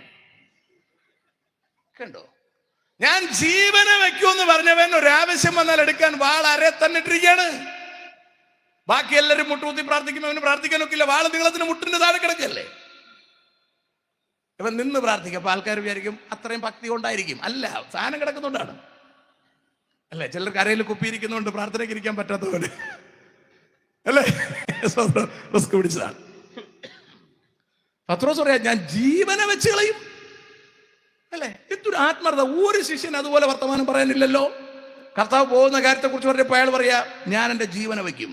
ഇനി കേട്ടുപോക്കെ വായിക്കേ. അതിന് യേശു, നിന്റെ ജീവനെ എനിക്ക് വേണ്ടി വെച്ചു കളയുമോ? ആമേൻ ആമേൻ ഞാൻ നിന്നോട് പറയുന്നു, നീ 3 പ്രാവശ്യം എന്നെ തള്ളി പറയുവോളം കോഴി കൂകയില്ല എന്ന് ഉത്തരം പറഞ്ഞു. പത്രോസ് പറഞ്ഞത് ശരി തന്നെയാണ് കേട്ടോ, ജീവനൊക്കെ വെക്കുമെന്ന് പറഞ്ഞത് ശരി തന്നെയാണ്. പക്ഷെ കർത്താവ് പറയാം, മോനെ അത് തികയൂല, നിന്റെ ജീവൻ വെച്ചതുകൊണ്ട് പോരാ. കാരണം സ്വർഗരാജ്യത്തിൽ വരാനാണ് നീ ഉദ്ദേശിക്കുന്നെങ്കിൽ നിന്റെ ജീവൻ വെച്ചതുകൊണ്ടൊന്നും കാര്യമില്ല, വേറെയും കുറെ ചെയ്യണം. അപ്പൊ നമ്മൾ എന്തോ പറയുന്നു, നമ്മൾ ജീവനെ വെക്കില്ലേ? പിന്നെ ജീവനൊക്കെ വെക്കാൻ നമ്മൾ തയ്യാറാണ്. കർത്താവിന് അത് പോരാ, വേറെ എന്ത് വെക്കണം? വേറെ ഒരുപാട് സാധനം വെക്കാനുണ്ട്. പത്രോസ് ഒറിജിനൽ പത്രോസ് ആവുന്ന പിന്നീടാണ്, വളരെ പിന്നീടാണ് അല്ലേ? ഞാൻ ആ ഭാഗത്തേക്ക് നിന്നിപ്പോ വരില്ല, അതിനുള്ള സമയം നമുക്ക് ലഭിക്കില്ല. നിങ്ങൾ ഓർത്ത് നോക്കിയേ, പത്രോസ് പറയുകയാണ് ഞാൻ ജീവനെ വെക്കാൻ തയ്യാറാണ്. കർത്താവിന് അത് പോരാ, എനിക്കത് തികയില്ല, അത് മതിയാവില്ല, എന്റെ പുറകെ വരാൻ അത് മതിയാവില്ല. എന്നിട്ട് കർത്താവ് പറഞ്ഞു, നീ എന്നെ ഇന്ന് തള്ളി പറയുന്നത് 3 പ്രാവശ്യം നീ തള്ളിപ്പറഞ്ഞ് കഴിഞ്ഞിട്ടേ സൈറൻ കേൾക്കത്തുള്ളൂ. എന്ന് പറഞ്ഞാൽ 3 മണിക്ക് അല്ലെങ്കിൽ 3:30 മണിക്ക് സൈറൻ കേൾക്കുന്നതിന് മുമ്പ് നീ എന്നെ 3 വട്ടം തള്ളി പറയും. കറക്റ്റ് ടൈം പറഞ്ഞാണ് പറഞ്ഞത്, അല്ലാതെ ഇന്നത്തെ 90 ദിവസത്തിന് മുമ്പ് അങ്ങനെയല്ല പറഞ്ഞേ. ഇന്ന് 3:30 മണിക്ക് സൈറൻ കേൾക്കുന്നതിന് മുമ്പ് നീ എന്നെ തള്ളി പറഞ്ഞിരിക്കും. കറക്റ്റ് ആയിരുന്നു. ഇനി അതവിടെ നിൽക്കട്ടെ. അപ്പൊ ഫസ്റ്റ് കർത്താവ് സ്വർഗത്തിലേക്ക് പോകുന്ന കാര്യത്തെക്കുറിച്ച് പറഞ്ഞപ്പോ പത്രോസ് പറയുന്ന ന്യായം, ഞാൻ വരാൻ തയ്യാറാണ്, ജീവനെ വരെ വെക്കാൻ തയ്യാറാണ്. അപ്പൊ കർത്താവ് പറയാ, നീ എന്നെ തള്ളി പറയും. അടുത്ത വാക്യത്തിൽ ഇറങ്ങി കർത്താവ് പറയാണ്, നിങ്ങളുടെ ഹൃദയം ഇടറിപ്പോകരുത്. അതിന്റെ അർത്ഥം നിങ്ങൾ ഇനി ഫേസ് ചെയ്യേണ്ടുന്ന പ്രശ്നം ശരിക്കും ഇടറേണ്ടുന്ന ഒരു വിഷയത്തിലേക്കാണ്. അതുകൊണ്ട് നിങ്ങൾ ഇടറാതിരിക്കാൻ സൂക്ഷിക്കണം. പത്രോസിന്റെ അടുത്ത് പറഞ്ഞപ്പോ പത്രോസ് ധൈര്യം പറഞ്ഞ എന്തിന്റെ ബലത്തിലാ? വാളിന്റെ ബലത്തിലാണ്. എന്ന് പറഞ്ഞാൽ ഒരു 5-6 പേരൊക്കെ വന്നാലും അടിച്ചു നിൽക്കാനുള്ള കൃപ എനിക്കുണ്ട്. ആ ഉറപ്പിൽ തന്നെയാണ് പത്രോസ് പറഞ്ഞത്, ചുമ്മാ പറഞ്ഞൊന്നുമല്ല അല്ലേ. അതാണ് പത്രോസ് തൊട്ട് മുമ്പിലത്തെ അധ്യായത്തിൽ, ആ അധ്യായത്തിൽ തന്നെ യേശു ക്രിസ്തു പറഞ്ഞു, നിങ്ങളിൽ ഒരുത്തൻ എന്നെ ഒറ്റ കൊടുക്കും. പത്രോസ് കണ്ണു കാണിച്ച് ചോദിച്ചു, ആരത് അല്ലേ? കർത്താവൊന്നും മിണ്ടിയില്ല. പത്രോസ് അടുത്ത് കണ്ണു കാണിച്ച് യോഹന്നാന്റെ അടുത്ത് പറഞ്ഞു, ചോദിച്ചു നോക്ക് ആരാണെന്ന്. യോഹന്നാൻ പതിയെ ചാരി ചോദിച്ചു, ആരാ അല്ലെ? അപ്പൊ കർത്താവ് പറഞ്ഞു കൊടുത്തു, ഞാൻ കണ്ണം മുക്കുന്നവനാണ്. അത് യോഹന്നാന്റെ അടുത്താണ് പറഞ്ഞത്. യോഹന്നാൻ അത് പുറത്ത് പറഞ്ഞിരിക്കാൻ സാധ്യതയില്ല. സാധ്യത ഉണ്ടായിരുന്നെങ്കിൽ ആദ്യത്തെ കണ്ണം യൂദയുടെ വായിൽ വെക്കുകയും അത് വയറുവഴി വെളി വരികയും ചെയ്യും. സത്യമാണ്, ചുമ്മാ പറയുന്നല്ല.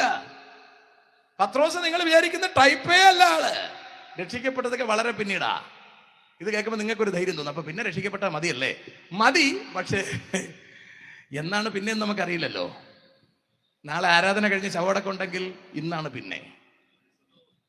സ്തോത്രം. നമുക്കറിയില്ലല്ലോ നാളെ വൈകുന്നേരത്തെ ടാർപ്പ നമ്മുടെ വീട്ടിൽ കെട്ടുമോ, അടക്കം നടക്കുമോ, ഇതൊന്നും നമുക്കറിയില്ല. പേടിക്കൊന്നും വേണ്ട. പോകാൻ റെഡിയായിട്ട് റെഡിയൊക്കെ വെച്ച് പെട്ടിയൊക്കെ തൂക്കി നിൽക്കുക.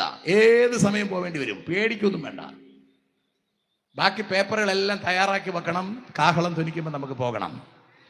ഇല്ലെങ്കിൽ നമ്മൾ എപ്പോൾ ഭരിച്ചാലും നമ്മൾ പോകണം. ആ ഒരു ധൈര്യവും പ്രത്യാശയും ഉള്ളവനാണ് ദൈവമക്കൾ എന്ന് പറയുന്നത്.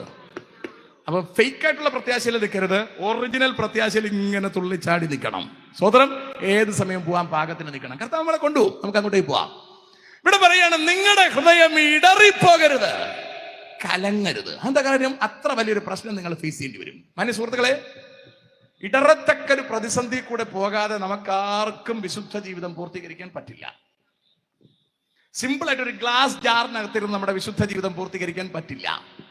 ശരിക്കും നമ്മൾ യുദ്ധം ചെയ്ത് ജയിച്ചേ പറ്റൂ. ആദ്യ യാഗം കഴിയുമ്പോൾ കർത്താവ് കയീനോട് പറയുന്ന ഒരു വർത്തമാനമുണ്ട്. കയീനെ, നിന്റെ മുഖം വാടിയിരിക്കുന്നത് എന്ത്? നിന്റെ ഹൃദയം ശരിയായിരുന്നെങ്കിൽ ഞാൻ നിന്നിൽ പ്രസാദിക്കുമായിരുന്നു. അടുത്ത് പറയുന്നത്, പാപം നിന്റെ വാതിൽക്കൽ കിടക്കുന്നു, നീ അതിനെ കീഴ്പ്പെടുത്തണം.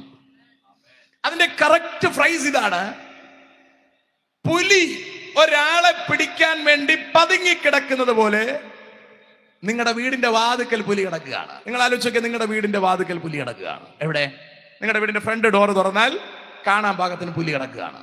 നിങ്ങൾ വാതിൽ തുറന്നാൽ വാതിലേക്ക് ചാടി വീഴാൻ കണക്കിന് പുലി വെളിയിൽ കിടക്കുകയാണ്. നിങ്ങൾ വീടിന്റെ അകത്ത് നിന്ന് CCTV-യിൽ നിങ്ങൾ പുലി കിടക്കുന്നത് കണ്ടെന്നിരിക്കട്ടെ, നിങ്ങൾ എന്ത് ചെയ്യും?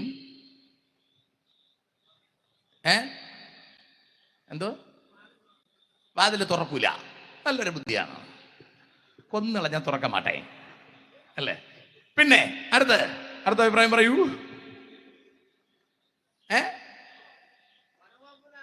വനം വകുപ്പിനെ അറിയിക്കും. അതെന്തിനാണ്? പുലി അടക്കം പിടിച്ചോണ്ട് പോവാൻ. അതും ഒരു നല്ല ഐഡിയ ആണ് അല്ലേ? വനം വകുപ്പിനെ അറിയിക്കും. ഇതെല്ലാം വീടിന്റെ അകത്തിരുന്നാണെന്ന് അറിയണം. അടുത്ത് ഇവിടെ ആരും എന്തുകൊണ്ട് പറഞ്ഞു? അത് തന്നെയാണ് പറഞ്ഞത്. ഓക്കെ അല്ലേ? വനം വകുപ്പിനെ അറിയിക്കും. പിന്നെ വാതിൽ തുറക്കൂല അല്ലെ? വ്യത്യസ്ത അഭിപ്രായങ്ങളാണ്. വചനം അതല്ല പറഞ്ഞത്. വചനം പറഞ്ഞത്, അതിന്റെ ആഗ്രഹം നിന്നോടാകുന്നു, നീ അതിനെ കീഴ്പ്പെടുത്തണം.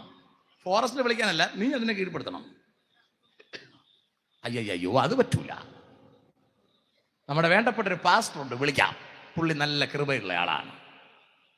പുള്ളി പ്രാർത്ഥിച്ച വെള്ളം തളിച്ചാൽ ഇത് പോകും. അങ്ങനെയാണ് നമ്മളെ കുറെ പാസ്റ്റർമാർ ജീവിച്ചു പോകുന്നത്. എവിടെയെങ്കിലും ഒരു പൂച്ച ചാടിയാൽ ഇവർ പുലിയാണെന്ന് പറഞ്ഞ് വിളിക്കും. നമ്മൾ പറയും, വെറും പുലിയല്ല, ഇത് കഴുതപ്പുലിയാണ്. പിന്നെ ഒരു 3-4 ദിവസം പ്രാർത്ഥന, 2-3 ദിവസത്തെ ആഹാരം അങ്ങ് തെറ്റായി പോകും. പിന്നെ അടുത്ത ആരെങ്കിലും പൂച്ച കാണുന്നത് വരെയാണ് നമുക്ക് ബുദ്ധിമുട്ടുള്ളൂ. അതുവരെ ഇവിടുത്തെ പുലിയെ നമ്മൾ വിടുകയല്ല. മനപ്രയാസമുള്ളൊരു സ്വോത്രം പറഞ്ഞുകൊണ്ടിരുന്നാൽ അത് മഴയത്ത് പോകാൻ പറ്റൂല. ദൈവമക്കളെ, കർത്താവ് പറഞ്ഞത് നീ കീഴടക്കണമെന്നാ. അയ്യോ, ഞാനെങ്ങനെ കീഴടക്കും? അതിനാ കർത്താവ് പറഞ്ഞത്, പിശാചിനോട് എതിർത്ത് നിൽപ്പാൻ കഴിയേണ്ടതിന് സർവ്വ ആയുധവർഗം ധരിക്കുക. അവനോട് എതിർത്ത് നിൽക്കാൻ സകലവും സമാപിച്ചിട്ട് ഉറച്ചു നിൽപ്പാൻ കഴിയേണ്ടതിന്. കണ്ട, സകലവും സമാപിച്ചിട്ട് ഫ്ലാറ്റ് ആവാനല്ല, സകലതും സമാപിക്കുമ്പോൾ ഉറച്ചു നിൽക്കാൻ കഴിയേണ്ടതിന് കർത്താവിലും അവന്റെ അമിത ബലത്തിലും ശക്തിപ്പെടുവേ. ഇതിനല്ലാതെ പിന്നെന്തിനാ രക്ഷിക്കപ്പെട്ടത്? നമുക്കെതിരെയുള്ള എല്ലാ പുലിയെയും ജയിക്കാനുള്ള കൃപ ദൈവം നമ്മുടെ മേൽ പകർന്നിട്ടുണ്ട്. നമ്മൾ ജയിച്ചേ പറ്റൂ. സ്തോത്രം. ഇവിടെ ജയിക്കാൻ പറ്റാതെ ഇടറി നിൽക്കുന്ന ശിഷ്യന്മാരെ നോക്കി കർത്താവ് പറയാണ്, മോനെ ഇടറരുത്, ഇടറരുത്, നീ ജയിച്ചേ പറ്റൂ. കേട്ടോ, ഇടറിപ്പോകരുത്. ഞങ്ങളിപ്പോൾ ഈ ദിവസങ്ങളിൽ പരിചയപ്പെട്ടു വരുന്ന ഒരുപാട് ആൾക്കാർ കൃപയിൽ നിന്ന് പോയവരാണ്. കൃപയിൽ നിന്ന് പോയവരാണ്. ഇന്ന് ഞാനൊരു ഫാമിലിയെ കുറിച്ച് കേട്ടു. അവർ ഒരു അനുഗ്രഹിക്കപ്പെട്ട തിരുവനന്തപുരത്തുള്ള ഒരു ചർച്ചിൽ പ്രസംഗിക്കുമായിരുന്നു, പ്രവചിക്കുമായിരുന്നു. ഇപ്പൊ ഒരു പള്ളിയിലും പോകില്ല. അവരുടെ പട്ടി അഴിച്ചു വിട്ട് അപ്പുറത്തെ വീട്ടിലെ വേറൊരു വിശ്വാസിയെ കടിച്ചു, അല്ലേ? അപ്പൊ എൻ്റെ അടുത്ത് ഈ കടിച്ച ആള്, കടി കൊണ്ട ആളിൻ്റെ അടുത്ത് പറഞ്ഞു, അവർക്കെതിരെ കേസ് കൊടുക്കാൻ ആഗ്രഹിക്കുന്നു. ഞാൻ പറഞ്ഞു, കൊടുക്ക്, അല്ലെങ്കിൽ പഞ്ചായത്തിൽ ചെന്ന് പറ. അവർ പട്ടിയെ കെട്ടിയിടാൻ പറഞ്ഞപ്പോൾ അവർ പറയുന്നത് കെട്ടാൻ പറ്റത്തില്ല എന്ന്. ഇവർക്ക് കെട്ടാൻ പറ്റത്തില്ലെന്ന്. ആ പട്ടി റോഡേ പോകുന്ന എല്ലാവരെയും കടിക്കുക. ഇവര് ചെന്ന് മൊത്തം ഇഞ്ചക്ഷൻ വെക്കുകയാണ്, അല്ലേ? അപ്പൊ അവരുടെ അടുത്ത് പറയണം, അവരെ പണ്ട് വിശ്വാസികളായിരുന്നതാണ്. പിന്നെ ഒന്നും ചെയ്യാൻ പറ്റത്തില്ല, പിന്നെ തൊട്ട് പോകരുത്. അവര് വിശ്വാസത്തിൽ നിന്ന് പോയി എന്ന്. ഞാൻ ചോദിച്ചാൽ, എന്താ വിശ്വാസത്തിൽ നിന്ന് പോയത്? അത് കുറെ ദിവസം കഴിഞ്ഞപ്പോ അങ്ങ് പോയി. അവരുടെ അമ്മച്ചി ആശുപത്രി കിടന്നപ്പോ പാസ്റ്ററെ വിളിച്ചപ്പോൾ പാസ്റ്റർ ചെല്ലാത്തതാണ് പ്രധാന കാരണം. പാസ്റ്റർമാർക്ക് അത്രയും റിസ്ക് ആണ്. ഞാനും ഇപ്പൊ ഒരു പാസ്റ്ററാണ് കേട്ടോ. പണ്ട് ഞാൻ പ്രസംഗനായിരുന്നു, നല്ല സുഖമായിരുന്നു. എനിക്ക് കത്തിച്ചങ്ങ് പോയാൽ മതി, വേറെ ഒന്നും നോക്കാനില്ല. ഇപ്പൊ ആടിന് ഇങ്ങനെ നോക്കണം. ആട് ചിലപ്പോൾ ചുമയ്ക്കും. കഴിഞ്ഞ ദിവസം ഞാൻ പ്രസംഗിക്കാൻ പോയപ്പോ അവിടെ ചർച്ചിലെ പാസ്റ്റർ എൻ്റെ അടുത്തിരുന്ന് ഇങ്ങനെ വിശ്വാസികളെ വിളിച്ച് സംസാരിച്ചുകൊണ്ടിരിക്കുകയാണ്. അപ്പൊ എൻ്റെ അടുത്ത് പറഞ്ഞു, ഒരു വിശ്വാസിയുടെ പശു വീണതിന്റെ കാല് ഒടിഞ്ഞു പോയി. പിന്നെ കുറെ കഴിഞ്ഞിട്ട് പിന്നെയും പാസ്റ്റർ വിളിച്ചു, പശുവിന് എന്തായി? പിന്നെ നോക്കിയാൽ വൈകുന്നേരം പിന്നെയും വിളിച്ചു. ഞാൻ ചോദിച്ചു, നിങ്ങൾ എന്തിനാണ് ഇങ്ങനെ പല പ്രാവശ്യം വിളിച്ച് പശുവിൻ്റെ കാര്യം ചോദിക്കുന്നത്? അപ്പൊ പറയാണ്, പാസ്റ്റർ ഇങ്ങനെ വിളിച്ച് ചോദിച്ചുകൊണ്ടിരുന്നില്ല, അവർ പോകും.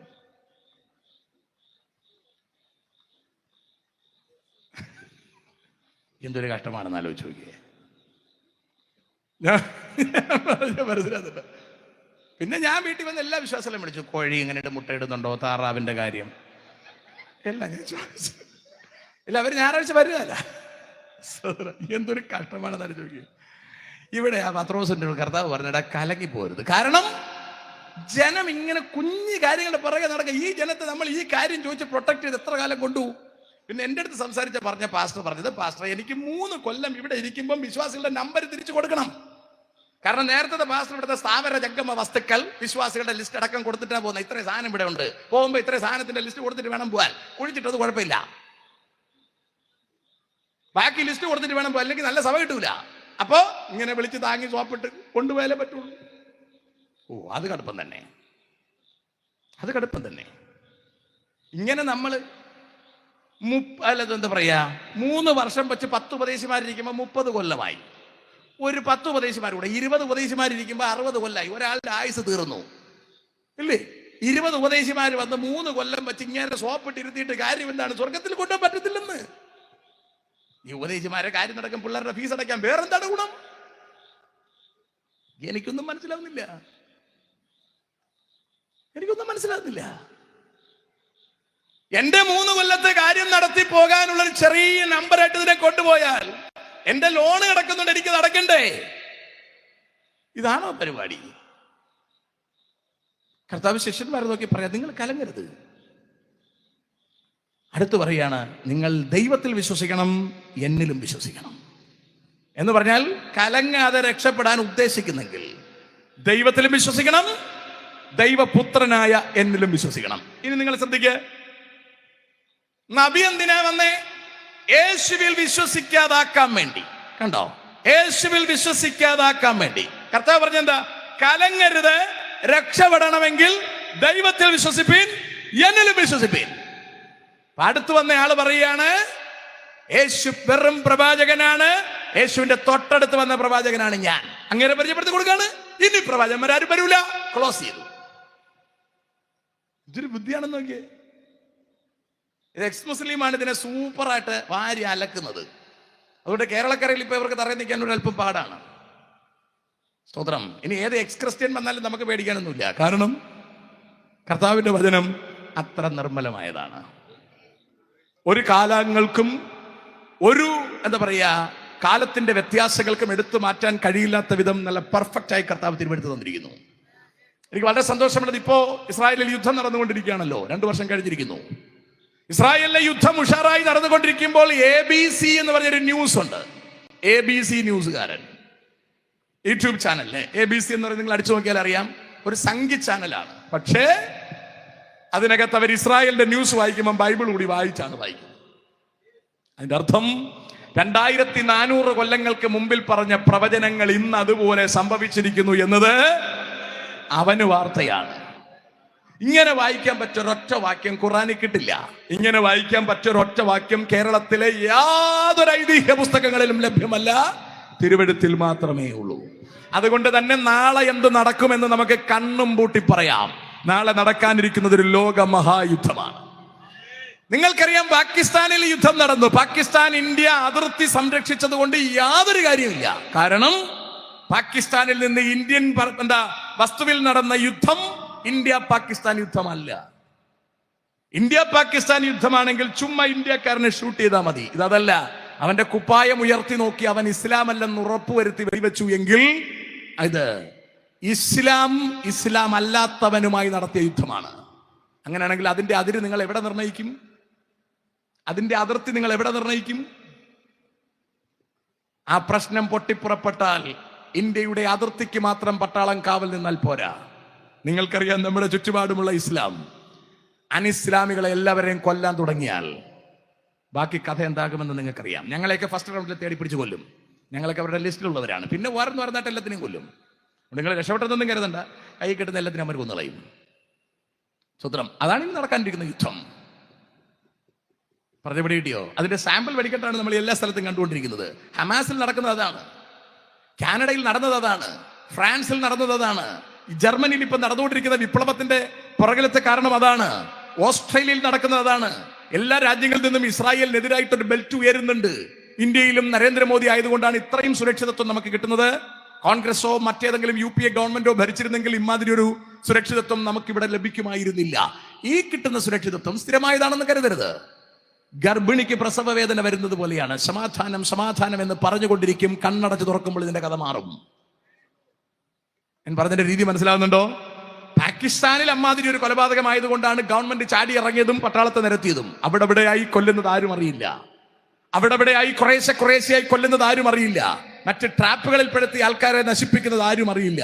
അതിനൊന്നും ഗവൺമെന്റിന്റെ ശ്രദ്ധ പെട്ടെന്ന് എത്തിയെന്ന് വരില്ല.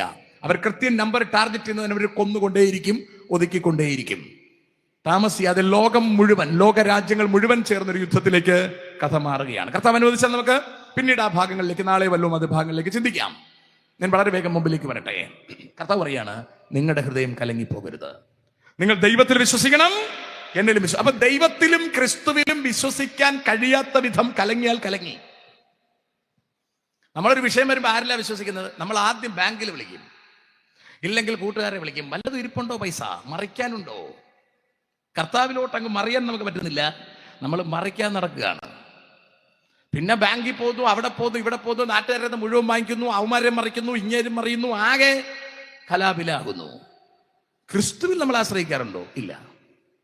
ദൈവത്തിൽ ആശ്രയിക്കാറുണ്ടോ? ഇല്ല. ഇതൊക്കെ നമ്മൾ ഉപയോഗിക്കുന്നത് അത്യാവശ്യം ഞായറാഴ്ച പാടാനും പ്രാർത്ഥിക്കാനും മാത്രമാണ് ദൈവത്തെ ഉപയോഗിക്കുന്നത്. അല്ലാതെ ഒരു ആവശ്യത്തിന് കൃത്യമായി ക്രിസ്തുവിൽ ആശ്രയിക്കുന്നത്, ഒരാവശ്യത്തിനെന്നല്ല, എല്ലാ ആവശ്യത്തിനും കൃത്യമായി കർത്താവിൽ ആശ്രയിക്കുന്ന ഒരു നിലയിലേക്ക് നമ്മൾ ഉയരുന്നു എങ്കിൽ നമ്മളെ ദൈവമക്കളെന്ന് വിളിക്കാം. ഇല്ലെങ്കിൽ നമ്മളെ ദൈവമക്കളെന്നൊന്നും നമുക്ക് വിളിക്കാൻ പറ്റത്തില്ല. ചുമ്മാ നമ്മളായിട്ട് അങ്ങ് വിളിക്കുന്നതാണ്. സാരമില്ല, വിളിച്ചോളൂ, കുഴപ്പമില്ല. ദൈവമായിട്ട് ബന്ധമില്ലെന്നേ ഉള്ളൂ. ഇനി ശ്രദ്ധിക്കാം, കലങ്ങിപ്പോകരുത്, ദൈവത്തിൽ വിശ്വസിപ്പിൻ, എന്നിലും വിശ്വസിപ്പിൻ. തേർഡ് ഭാഗം ശ്രദ്ധിക്കുക, വായിച്ചോ. എന്റെ പിതാവിന്റെ ഭവനത്തിൽ അനേകം വാസസ്ഥലങ്ങളുണ്ട്. അനേകം സ്ഥലങ്ങളുണ്ട്. ഉണ്ടോ? അനേകം സ്ഥലങ്ങളുണ്ട്. വായിക്ക്. ഇല്ലെങ്കിൽ ഞാൻ നിങ്ങളോട് പറയുമായിരുന്നു. ഈ വാക്യം ഒരു ചെറിയ തെറ്റാണേ. ഇതിന്റെ കറക്റ്റ് അർത്ഥം ഇങ്ങനെയാണ്: എന്റെ പിതാവിന്റെ ഭവനത്തിൽ ഇഷ്ടം മാതിരി വാസസ്ഥലമുണ്ട്. ഞാൻ കണ്ടിട്ടുണ്ട്. കർത്താവ് പറയാ, ഞാൻ കണ്ടിട്ടുണ്ട്, ഞാനത് അവിടെ ഉണ്ട്. ഇല്ലെങ്കിൽ ഞാൻ നിങ്ങളടുത്ത് പറയത്തില്ലായിരുന്നു. റൈറ്റ്? ഞാൻ നിങ്ങളെ വന്ന് കൊണ്ടുപൊക്കോളാം എന്ന് ഞാൻ പറയാൻ കാരണം സ്വർഗത്തിൽ വാസസ്ഥലമുണ്ട്. അതുകൊണ്ടാ പറഞ്ഞത്, നിങ്ങൾ പേടിക്കരുത്, നിങ്ങൾ കലങ്ങരുത്, നിങ്ങൾ ഭ്രമിക്കരുത്. ദൈവത്തിൽ വിശ്വസിച്ചോ, എന്നിൽ വിശ്വസിച്ചോ, വാസസ്ഥലമുണ്ട്, ഞാൻ വന്ന് കൊണ്ടുപോയിക്കോളാം. അത്രയ്ക്ക് വിശ്വാസം നമുക്കുണ്ടോ? നമുക്ക് അത്രയും വിശ്വാസമില്ല. നമുക്കൊരു ചെറിയ ശ്വാസമേ ഉള്ളൂ. ശ്രദ്ധിക്കുന്നുണ്ടോ? ശ്രദ്ധിക്കുന്നുണ്ടോ? മഴ നനഞ്ഞിരുന്ന് ചിരിക്കുന്ന എന്തിനാണ്? ശ്രദ്ധിക്കുന്നുണ്ടോ? അപ്പൊ കർത്താവോട് ഉറപ്പിച്ചു പറയുകയാണ്, സ്വർഗത്തിൽ വാസസ്ഥലമുണ്ട്. നമുക്കെല്ലാവർക്കും ഒരുക്കിയിരിക്കുന്ന സുന്ദരമായ വാസസ്ഥലം സ്വർഗത്തിലുണ്ട്. കർത്താവ് പറയാ, ദൈവത്തിൽ വിശ്വസിച്ചോ, എന്നിൽ വിശ്വസിച്ചോ, ഞാൻ പോയച്ച് മടങ്ങി വന്ന് നിങ്ങളെ ചേർത്ത് അവിടേക്ക് കൊണ്ടുപോകാം. അങ്ങനെ ഒന്നില്ലായിരുന്നെങ്കിൽ ഞാൻ നിങ്ങളുടെ അടുത്ത് പറയത്തില്ലായിരുന്നു. അപ്പൊ അങ്ങനെ ഉണ്ട്. നമുക്ക് അങ്ങനെ വല്ല താല്പര്യമുണ്ടോ? അങ്ങ് പോകണമെന്നില്ല. നമുക്ക് അങ്ങനെ ഇവിടെ ഒരു 5 സെന്റ് വസ്തു, വീട് ചെറുതായാലും വേണ്ടുകല, 2 പിള്ളേരൊക്കെ ആയിട്ട് ഇവിടെ അങ്ങ് ജീവിക്കാൻ കർത്താവേ, അല്ലേ? അതന്നെയല്ലേ പ്രതീക്ഷ? അതോ അങ്ങ് പോകണമെന്ന് പ്രതീക്ഷയുണ്ടോ? പോണം, ഇനി വയസ്സായില്ല, ഇനി പോവാ, അല്ലേ? പല്ലൊക്കെ പോയി. സ്തോത്രം. എന്ത് തോന്നുന്നു നിങ്ങൾക്ക്? എന്ത് തോന്നുന്നു? യൗവനക്കാർക്ക് എന്ത് തോന്നുന്നു? പോയാൽ കൊള്ളാതുണ്ടോ? ഞാൻ പറഞ്ഞത് മനസ്സിലാകുന്നുണ്ടോ? കലങ്ങി പോയി. ഇവിടെ നിന്ന് എത്ര ദിവസം നിൽക്കാൻ നിങ്ങൾ ഉദ്ദേശിക്കുന്നത്? ഞാൻ ലിസ്റ്റൊക്കെ ഇട്ട് വെച്ചിങ്ങനെ നിൽക്കുകയാണ്, അല്ലേ? പഞ്ചസാര കൂടാതിരുന്നാൽ, തലയിൽ തേങ്ങ വീഴ്ത്തി ചാകാതിരുന്നാൽ, ആരും തല്ലി കൊല്ലാതിരുന്നാൽ, 2050-നും 60-നും ഇടയ്ക്ക് വെച്ച് എനിക്ക് പോകണം. അത്രയും പറ്റൂ. എന്ന് പറഞ്ഞാൽ മാക്സിമം 25. അതിതാന്ന് പറയുമ്പോൾ പോകുന്നു. ഓണം പടപടാ പോന്നു. ഓണം കഴിഞ്ഞു, ക്രിസ്മസ് കഴിഞ്ഞു, സംക്രാന്തി കഴിഞ്ഞു, അല്ലേ? പിള്ളേരെ സ്കൂളിൽ കൊണ്ടുപോയി തിരിച്ചുകൊണ്ടിരുമ്പോൾ മാസം പറഞ്ഞ് പോവുകയാണ്, അല്ലേ? 4 കൺവെൻഷൻ പ്രസംഗം ഒരു മാസം തീരും. പടപടേ ആഴ്ച അങ്ങ് പോവുകയാണ്. കണ്ണട ചുറക്കം 25 കൊല്ലം ചെന്ന് നിൽക്കും. ഇപ്പം ഞാൻ 25 കൊല്ലം കഴിഞ്ഞു ശുശ്രൂഷയിൽ. 4 നൂറ്റാണ്ട് പിന്നിട്ടു. ഇനി 4 നൂറ്റാണ്ട് പോകാൻ പിന്നെ തോന്നിക്കുന്നു. അത് തന്ത്രമെന്ന് പോകും. ഇത്രയും ഓടിയതുപോലെ ഇനി ഓടാൻ പറ്റുമെന്ന് എനിക്ക് തോന്നുന്നില്ല. അതിനുള്ള ആംബിയറില്ല. പണ്ട് എത്ര സമയം വേണോ നിന്ന് പ്രസംഗിക്കും, എത്ര ദൂരം വേണോ കാർ ഓടിക്കും. ഇപ്പം അങ്ങനെ ദൂരം ഓടിക്കാൻ പറ്റില്ല. ഡ്രൈവറെ വെച്ചോടും. ഒരുപാട് നേരം നിന്ന് പ്രസംഗിക്കാൻ പറ്റത്തില്ല, പ്രയാസം വരും. അപ്പം ഇനി ഇത് ഇറക്കം ചെറുതായി പിടിച്ച് അങ്ങ് പോകും. അതുകൊണ്ട് ശരിക്കും അറിയാൻ പറ്റും. മറ്റത് 25 കയറി ഒന്നും അറിഞ്ഞില്ല. ഇന്നത്തെ 25 ഇറങ്ങി പോകുമ്പോൾ അറിയാൻ പറ്റും, ഇനി ഇറക്കമാണ്, ഞാൻ ഇറങ്ങി പോകണം. അത് പെട്ടെന്ന് അങ്ങ് പോകും. പക്ഷെ ഇന്നത്തെ ഇറക്കമാണ് സൂക്ഷിക്കാൻ. കാരണം ഈ പാളത്തിന്റെ വെളിയിൽ പോവാതെ. ഇതാണ് ഭയങ്കര പാട്. ഇത് സ്ലിപ്പിംഗ് ആയതുകൊണ്ട് പാളത്തിന് പുറത്തു പോകാൻ സാധ്യതയുണ്ട്.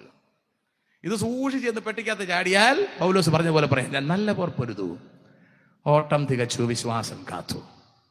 അത് എളുപ്പമല്ല. അവിടെ ഞാൻ കർത്താവ് പറഞ്ഞത്, കലങ്ങരുത്, എന്നിൽ വിശ്വസിപ്പീൻ, പിതാവിലും വിശ്വസിപ്പീൻ. സ്വർഗത്തിൽ നിങ്ങൾക്ക് വാസസ്ഥലമുണ്ട്. എത്ര സന്തോഷം നോക്കിയ ദൈവം നമുക്ക് വേണ്ടി ഒരുക്കി വെച്ചിരിക്കുന്ന വാസസ്ഥലം. ആ വാസസ്ഥലം കണ്ടിട്ടാ പൗലോസ് പറഞ്ഞത്, എൻ്റെ കൂടാരമാകുന്ന ഭവനം എനിക്കൊന്ന് അഴിഞ്ഞു കിട്ടിയിരുന്നെങ്കിൽ എനിക്ക് അങ്ങോട്ട് പോകാമായിരുന്നു. ഈ പ്രത്യാശ നാട്ടിലുള്ള എല്ലാവർക്കും കിട്ടാനാ നമ്മൾ യേശുവിൻ്റെ സുവിശേഷം ഇവരോട് പറയുന്നത്. മറിയത്തോട് പ്രാർത്ഥിച്ചാൽ ഇത് കിട്ടാൻ പോകുന്നില്ല, ജോസേഫിനോട് പ്രാർത്ഥിച്ചാലും ഇത് കിട്ടാൻ പോകുന്നില്ല. വചനം ഉറപ്പിച്ച് പറയുന്നു, മറ്റൊരുത്തനിലും രക്ഷയില്ല. നാം രക്ഷിക്കപ്പെടുവാൻ ആകാശത്തിന് കീഴിൽ മനുഷ്യരുടെ ഇടയിൽ നൽകപ്പെട്ട വേറൊരു നാമമില്ലേ? ഇല്ല. ആ യേശുവിലൂടെ മാത്രമേ നിത്യജീവനുള്ളൂ എന്നതിനാലാണ് ഞങ്ങൾ ഇങ്ങനെ മയക്ക് നിരത്തി വെച്ച് കെട്ടിയിരിക്കുന്നത്. അല്ലാതെ പൈസകളുണ്ടല്ലോ ഇങ്ങനെ ബോക്സ് നനയാൻ വേണ്ടി കൊണ്ട് കെട്ടി വെച്ചിരിക്കുന്നത്. എല്ലാ വീട്ടിലും അറിയിക്കണം, യേശുവിലൂടെയാണ് നിത്യജീവൻ, യേശുവിലൂടെ മാത്രമേ നിത്യജീവനുള്ളൂ. അപ്പൊ ഇതിന്റെ അടുത്ത് വിശ്വസിക്കാൻ പാകത്തിന് മറ്റ് പലതും കൊണ്ട് വെച്ച് കെട്ടുമ്പോൾ ഇവകൾ തെറ്റാണെന്ന് തിരിച്ചറിയാനുള്ള ഒരു ദൈവകൃപ നമുക്കെല്ലാവർക്കും ഉണ്ടാകണം. നമ്മുടെ ചുറ്റുപാടുമുള്ളവരെ ഇത് പഠിപ്പിക്കാൻ എനിക്കും നിങ്ങൾക്കും കഴിയണം. അല്ലാതെ ഇത് പ്രാപിച്ചിട്ട് കൊണ്ട് മൂടി വെച്ചുകൊണ്ട് കിടന്ന് ഉറങ്ങരുത്. എല്ലാ ആൾക്കാരും അങ്ങനെ. അപ്പൊ ഇത് പ്രാപിച്ച് കൊണ്ട് മൂടി വെച്ചുകൊണ്ട് കിടന്ന് ഉറങ്ങും. ഇവര് ദൈവമക്കളാണെന്ന് നാട്ടുകാർക്ക് അറിയത്തുപോലുമില്ല. അതായത് ഇതിലെ രസം, അല്ലേ? ഇവര് ദൈവമക്കളാണെന്ന്, ഇവരേത് പാർട്ടിക്കാരാണെന്ന് അറിയാം. കമ്മ്യൂണിസ്റ്റ് ആണോ കോൺഗ്രസ് ആണോ എന്നറിയാം, അതൊക്കെ അറിയാം. പക്ഷെ ഇവർ ദൈവമക്കള് ഏത് പരുവത്തിൽപ്പെട്ടതെന്ന് ആർക്കും അറിയത്തില്ല. രാവിലെ വൈകിട്ട് പാട്ട് പ്രാർത്ഥനയെ കുറച്ച് കേൾക്കുകയും അടുത്തുള്ളവർക്ക് അറിയാൻ പറ്റും ഇത് ദൈവമക്കളാണ്. ടെലിവിഷനിലെ പ്രോഗ്രാംസ് അവർ കേൾക്കുമ്പോൾ അവർക്ക് മനസ്സിലാവും ഇത് ദൈവമക്കളാണ്. വാസ്തവത്തിൽ നിങ്ങളുടെ വീടിന്റെ മുറ്റത്തുകൂടി കറങ്ങി തിരിഞ്ഞ് നടക്കുന്ന ചുമ്മാ പൂച്ചയുണ്ടല്ലോ, അവർക്ക് പോലും അറിയാം നിങ്ങൾ ആരാണെന്ന്. സംഭവം പിടിയിട്ടില്ലേ? കല്ല് പോലെ ഇരിക്കുകയാണ്, ഒരനുകൂലം ഇടോതെ ഇരിക്കുകയാണ്, രക്തത്തിൽ ആശ്രയിച്ച്. സ്തോത്രം. വേഗത്തിൽ താഴേക്ക് പോവാം. താഴേക്ക് വായിക്കേ. ഞാൻ നിങ്ങൾക്ക് സ്ഥലം ഒരുക്കുവാൻ പോകുന്നു. ഞാൻ പോയി നിങ്ങൾക്ക് സ്ഥലം ഒരുക്കിയാൽ ഞാൻ ഇരിക്കുന്ന ഇടത്ത് നിങ്ങളും ഇരിക്കേണ്ടതിന് പിന്നെയും വന്ന് നിങ്ങളെ എന്റെ അടുക്കൽ ചേർത്തുകൊള്ളും. ഞാൻ പോകുന്ന ഇടത്തേക്കുള്ള വഴി നിങ്ങൾ അറിയുന്നു. അപ്പൊ കേട്ടോ, അടുത്ത കർത്താവ് തന്നെ എക്സ്പ്ലെയിൻ ചെയ്യാണ്. ഞാൻ പോകുന്നിടത്തേക്കുള്ള വഴി നിങ്ങൾക്കറിയാം. എവിടെ? ഞാൻ സ്വർഗത്തിൽ നിന്നാ വന്ന് ഞാൻ അങ്ങോട്ടാ പോകാൻ പോകുന്നേ, ആ വഴി നിങ്ങൾക്കറിയാം. വഴിയേ. തോമസ് അവനോട്, കർത്താവേ, നീ എവിടെ പോകുന്നു എന്ന് ഞങ്ങൾ അറിയുന്നില്ല. കേട്ടോണേ, കർത്താവിന്റെ ശിഷ്യന്മാരാണ്. പത്രോസ് പറഞ്ഞു ഞാൻ കൂടെ വരാൻ പോകും. അപ്പൊ കർത്താവ് പറഞ്ഞു ഇപ്പൊ വരാൻ പറ്റത്തില്ലെന്നൊക്കെ പറഞ്ഞു. അപ്പൊ അയാൾ പറഞ്ഞു ഞാൻ ചാവാൻ നിൽക്കുകയാണ്, ചത്തോണ്ടൊന്നും കാര്യമില്ല, മര്യാദയാണെന്ന് പറഞ്ഞിട്ട് കർത്താവ് പോയി. അടുത്ത ശിഷ്യന്റെ അടുത്ത് ശിഷ്യൻ പറയുകയാണ്, കർത്താവ് പറയാ ഞാൻ പോകുന്നിടത്തേക്കുള്ള വഴി നിങ്ങൾ അറിയുന്നു. കർത്താവ് ഇച്ചിരി ഗമയ്ക്കാ പറഞ്ഞത്. 3.5 കൊല്ലം യവന്മാരെ കൂടെ നടന്ന് അല്ലേ യേശു എല്ലാ കാര്യങ്ങളും പറഞ്ഞ് മനസ്സിലാക്കി കൊടുത്തു. അപ്പൊ യവന്മാർക്കെല്ലാം മനസ്സിലായി എന്നുള്ളൊരു ധൈര്യത്തിലാ കർത്താവ് പറഞ്ഞത് ഞാൻ പോകുന്നിടത്തേക്കുള്ള വഴി നിങ്ങൾ അറിയുന്നു. അപ്പോഴും തോമസ് യാതൊരു ബുദ്ധിമുട്ടുമില്ലാതെ വെച്ച് കീച്ചുകയാണ്, കർത്താവെ നീ എവിടെ പോകണമെന്ന് ഞങ്ങൾക്ക് അറിയത്തില്ല, പിന്നെ ആ വഴി. ഞാനത് അപ്പൊ തന്നെ എല്ലാവരും പിരിച്ചു വിട്ടനെ. കാരണം ഇനി നമുക്ക് ശിഷ്യന്മാരും വേണ്ട, ഒന്നും വേണ്ട, പോയിടാന്ന് പറഞ്ഞേ. സത്യവാ. നിങ്ങൾ ആലോചിച്ചു, 3.5 കൊല്ലം കൊണ്ടു നടന്നപ്പോഴത്തേക്ക് തോമസ് സിമ്പിൾ ആയിട്ട് പറയുകയാണ്. തോമസ് ഉയർത്തെഴുന്നേറ്റ് വന്നപ്പോഴും പറഞ്ഞു, അത് വിരലിട്ടാലേ മനസ്സിലാവുള്ളൂ. എന്തൊരു വിശ്വാസികളാണ്. ഇങ്ങനെയുള്ള ഒരെണ്ണമെങ്കിലും സഭയിൽ വേണം, മുള്ളായിട്ട്. നല്ലതാണ്. ഉപദേശിക്കൊരു മെനക്കെട്ടിന് വേണ്ടിയേ, അല്ല അയാളുടെ ഉറയും കളയും. Price the Lord. ചെല്ലിങ്ങനെ നമ്മുടെ ഇടയ്ക്ക് 3-4 പേരുണ്ടെന്ന്, ഒന്നതിന് 3-4 ഉണ്ടെന്ന് അല്ലേ. തോമസ് സിമ്പിളായിട്ട് പറയും, നോക്കിയേ, നീ എവിടെ പോകുന്നെന്ന് അറിയത്തില്ല, പിന്നെ വഴിയെന്ന്. കർത്താവിന്റെ ഇത് വായിക്കണം. നിങ്ങൾ ആലോചിച്ച് നോക്കിയേ, ദൈവമക്കളെ 3.5 കൊല്ലം കർത്താവിന്റെ കൂടെ നടന്നവന്മാർക്ക് അറിയത്തില്ല. നിങ്ങൾ ആലോചിച്ച് നോക്കിയേ, ഒറ്റ ദിവസം പോലും കർത്താവിന്റെ കൂടെ നടക്കാത്ത പൗലോസ് സ്വർഗീയ ദർശനം തന്റെ മീതെ വീണ് കഴിഞ്ഞപ്പോൾ ഒറ്റ ദിവസം കൊണ്ട് അയാൾ തിരിച്ചറിഞ്ഞു താൻ ആരെയാണ് ഉപദ്രവിച്ചതെന്ന്. ആ ക്രിസ്തുവിന്റെ പുറകെ ഓടിയെന്ന് പറഞ്ഞാൽ മറ്റൊരു ശിഷ്യന്മാരും മനസ്സിലാക്കാത്ത അത്ര കാര്യങ്ങളെ കുറിച്ചുള്ള വ്യക്തത പൗലോസ് മനസ്സിലാക്കി. പൗലോസ് ഒടുവിൽ ചെന്ന് പറയുകയാണ്, ഞാൻ നല്ല പോർ പൊരുതു. കണ്ട, കലങ്ങരുത്. എവിടെ കലങ്ങാൻ? പൗലോസിന്റെ കുപ്പായം മുഴുവൻ അഴിച്ചു മാറ്റി മാർക്കറ്റിൽ കൊണ്ട് നിർത്തി. നാണക്കേട് വരുമോ നിങ്ങൾക്ക്? മുഴുവൻ തുണി അഴിച്ചു മാറ്റി മാർക്കറ്റിൽ കൊണ്ട് നിർത്തിയാൽ യേശുവിന്റെ ശിഷ്യനായി എന്ന പേരിൽ പാപം ചെയ്യാൻ അഴിച്ചു നിർത്തിയാൽ നിൽക്കും. സ്തോത്രം. യേശുവിന്റെ ശിഷ്യനായതിന്റെ പേരിൽ പൊതുജനത്തിന്റെ മധ്യം മുഴുവൻ വസ്ത്രവും അഴിച്ചുകൊണ്ട് പൗലോസിനെ നിർത്തുമ്പോൾ പൗലോസ് പറയാ, ഈ നഗ്നതയ്ക്ക് ക്രിസ്തുവിൽ നിന്ന് എന്നെ വേർപെടുത്താൻ കഴിയുമെന്നോ? കഴിയില്ല.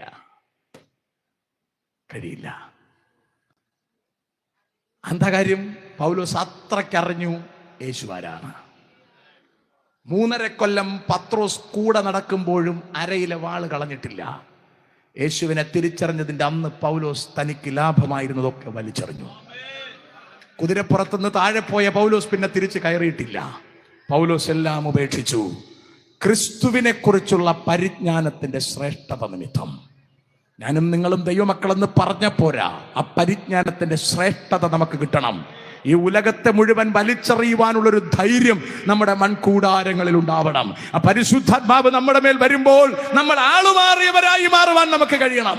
നമ്മൾ എങ്ങോട്ടേക്ക് പോകുന്നു എന്നതിനെ കുറിച്ച് കൃത്യമായ ബോധ്യം നമുക്കുണ്ടാകണം. പുറമെയുള്ള വച്ചുകെട്ടുകളിലുള്ള അകത്ത് തന്നെ നമുക്കൊരു വ്യത്യാസം വരണം. ക്രിസ്തുവിന്റെ സ്നേഹത്തിൽ നിന്ന് തന്നെ വേർതിരിക്കുവാൻ ആർക്ക് കഴിയും?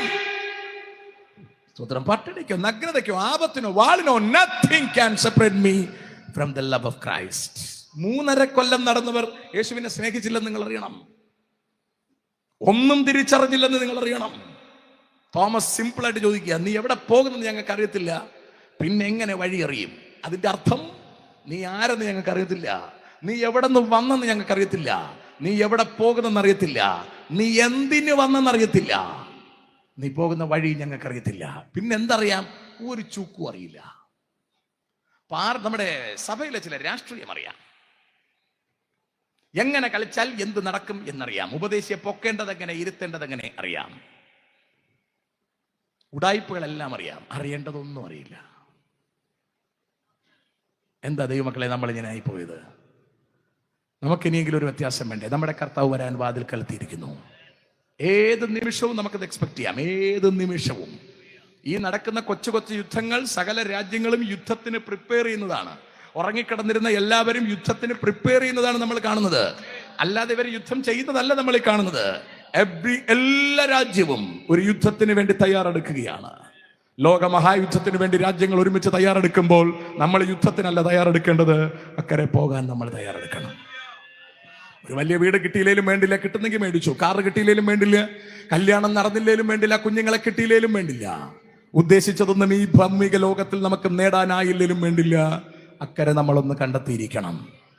ഏത് സമയത്തും നമ്മൾ ഇവിടെ ഇട്ടേച്ച് പോകേണ്ടി വരും. മൺമയമായത് മുഴുവൻ നമ്മൾ തള്ളിയേച്ച് പോകേണ്ടി വരും.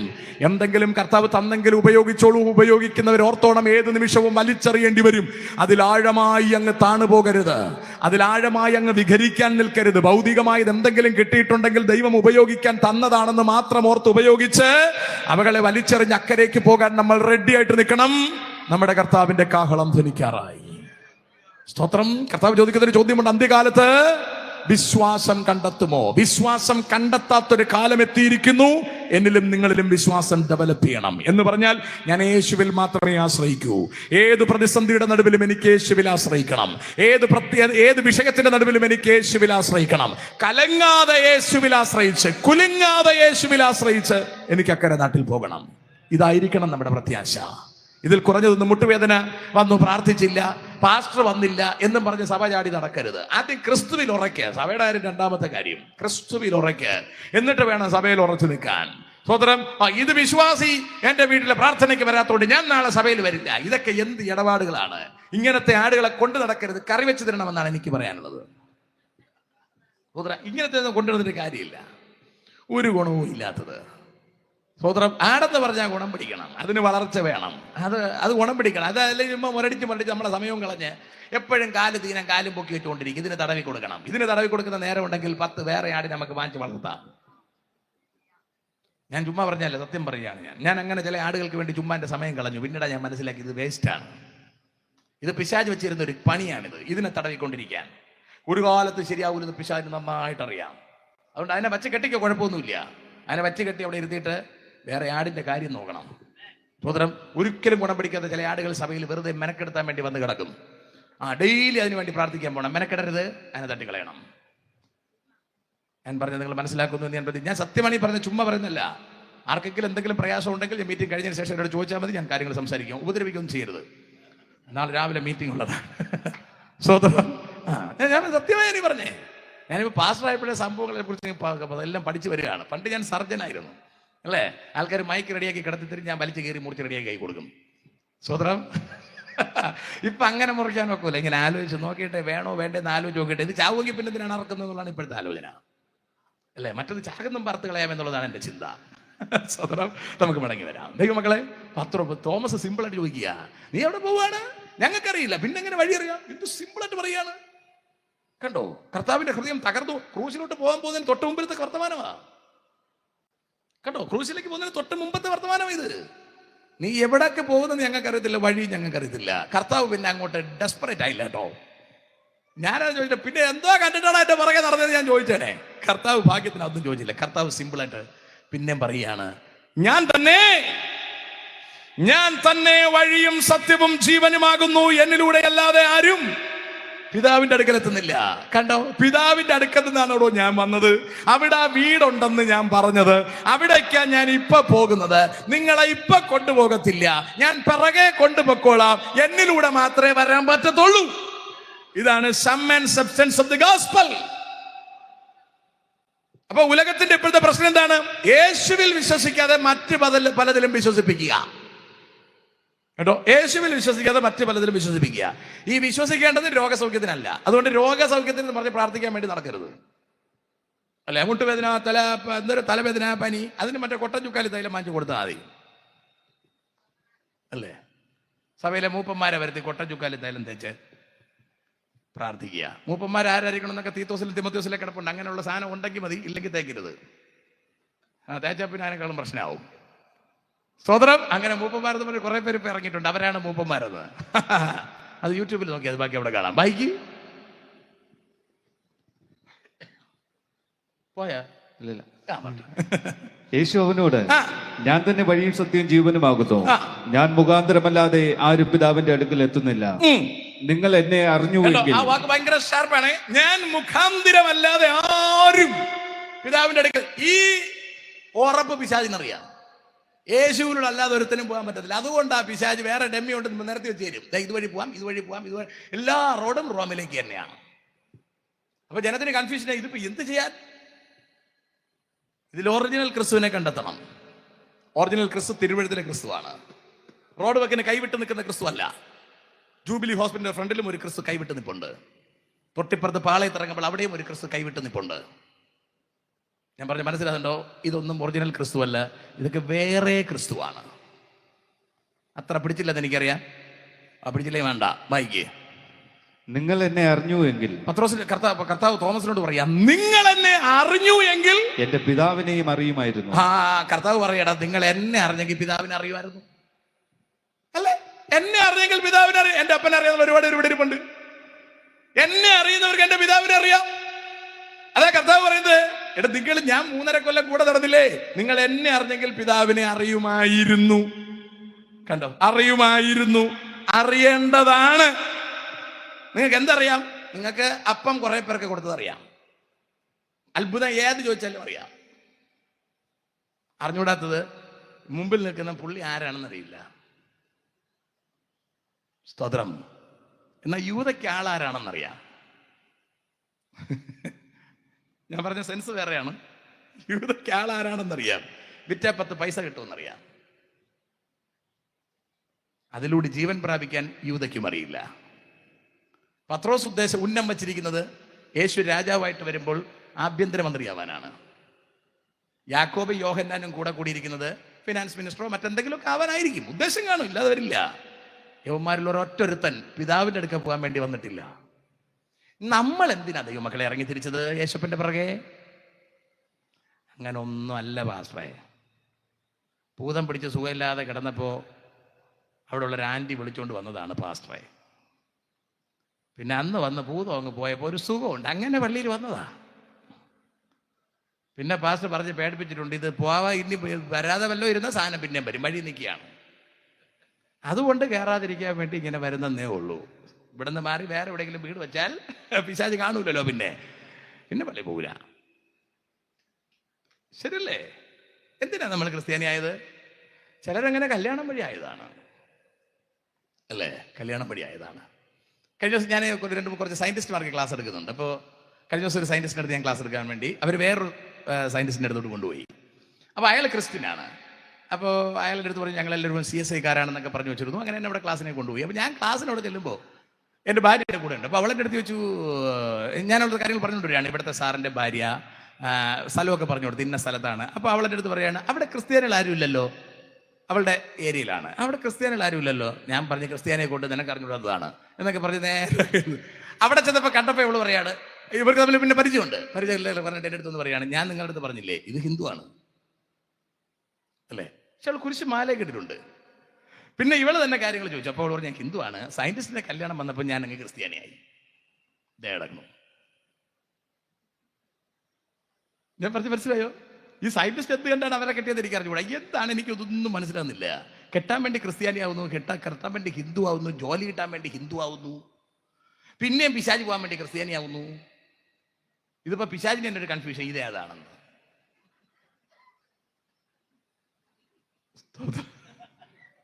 ഞാൻ പറഞ്ഞ മനസ്സിലുണ്ട്. ദൈവമക്കളെ ഏതിലെങ്കിലും ഒന്നിൽ ഉറച്ചു നിൽക്കുക. അതായത് ശിഷ്യന്മാർ ഇവിടെ കിടന്ന് ചൂറ്റി കറങ്ങുന്നുണ്ടപ്പോൾ കർത്താവ് പറയണ്ടേ, ഞാൻ മുഖാന്തരല്ലാതെ പോകാൻ പറ്റത്തില്ല.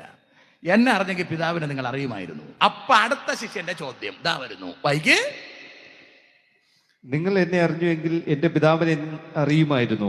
ഇന്നു മുതൽ നിങ്ങൾ അവനെ അറിയുന്നു, അവനെ കണ്ടുമിരിക്കുന്നു എന്ന് പറഞ്ഞു. പോട്ടെ. ഫിലിപ്പോസ് അവനോട്, ഇത്രയും ചോദിച്ചപ്പോ ഫിലിപ്പോസ് അവനോട്, കർത്താവേ പിതാവിനെ ഞങ്ങൾക്ക് കാണിച്ചു തരണം. ആ കർത്താവെ പിതാവിനെ കുറിച്ച് പറഞ്ഞല്ലോ, അതാരാ കർത്താവെ? ഫോട്ടോ വല്ലതും ഉണ്ടെങ്കിൽ ഒന്ന് കാണിച്ചെങ്കിൽ. പാവം കർത്താവ് അങ്ങോട്ട് സമ്മർദ്ദത്തിലാവുകയാണ്, പ്രശ്നം കൂടുകയാണ്. കണ്ടോ? രൂക്ഷ പ്രശ്നമാണ്. നമ്മളടുത്ത് കർത്താവ് വന്നാലും ഇതൊക്കെ സംഭവിക്കുള്ളൂ. ഇത് ഞാൻ എപ്പോഴാണ് പഠിച്ചതറിയാവോ?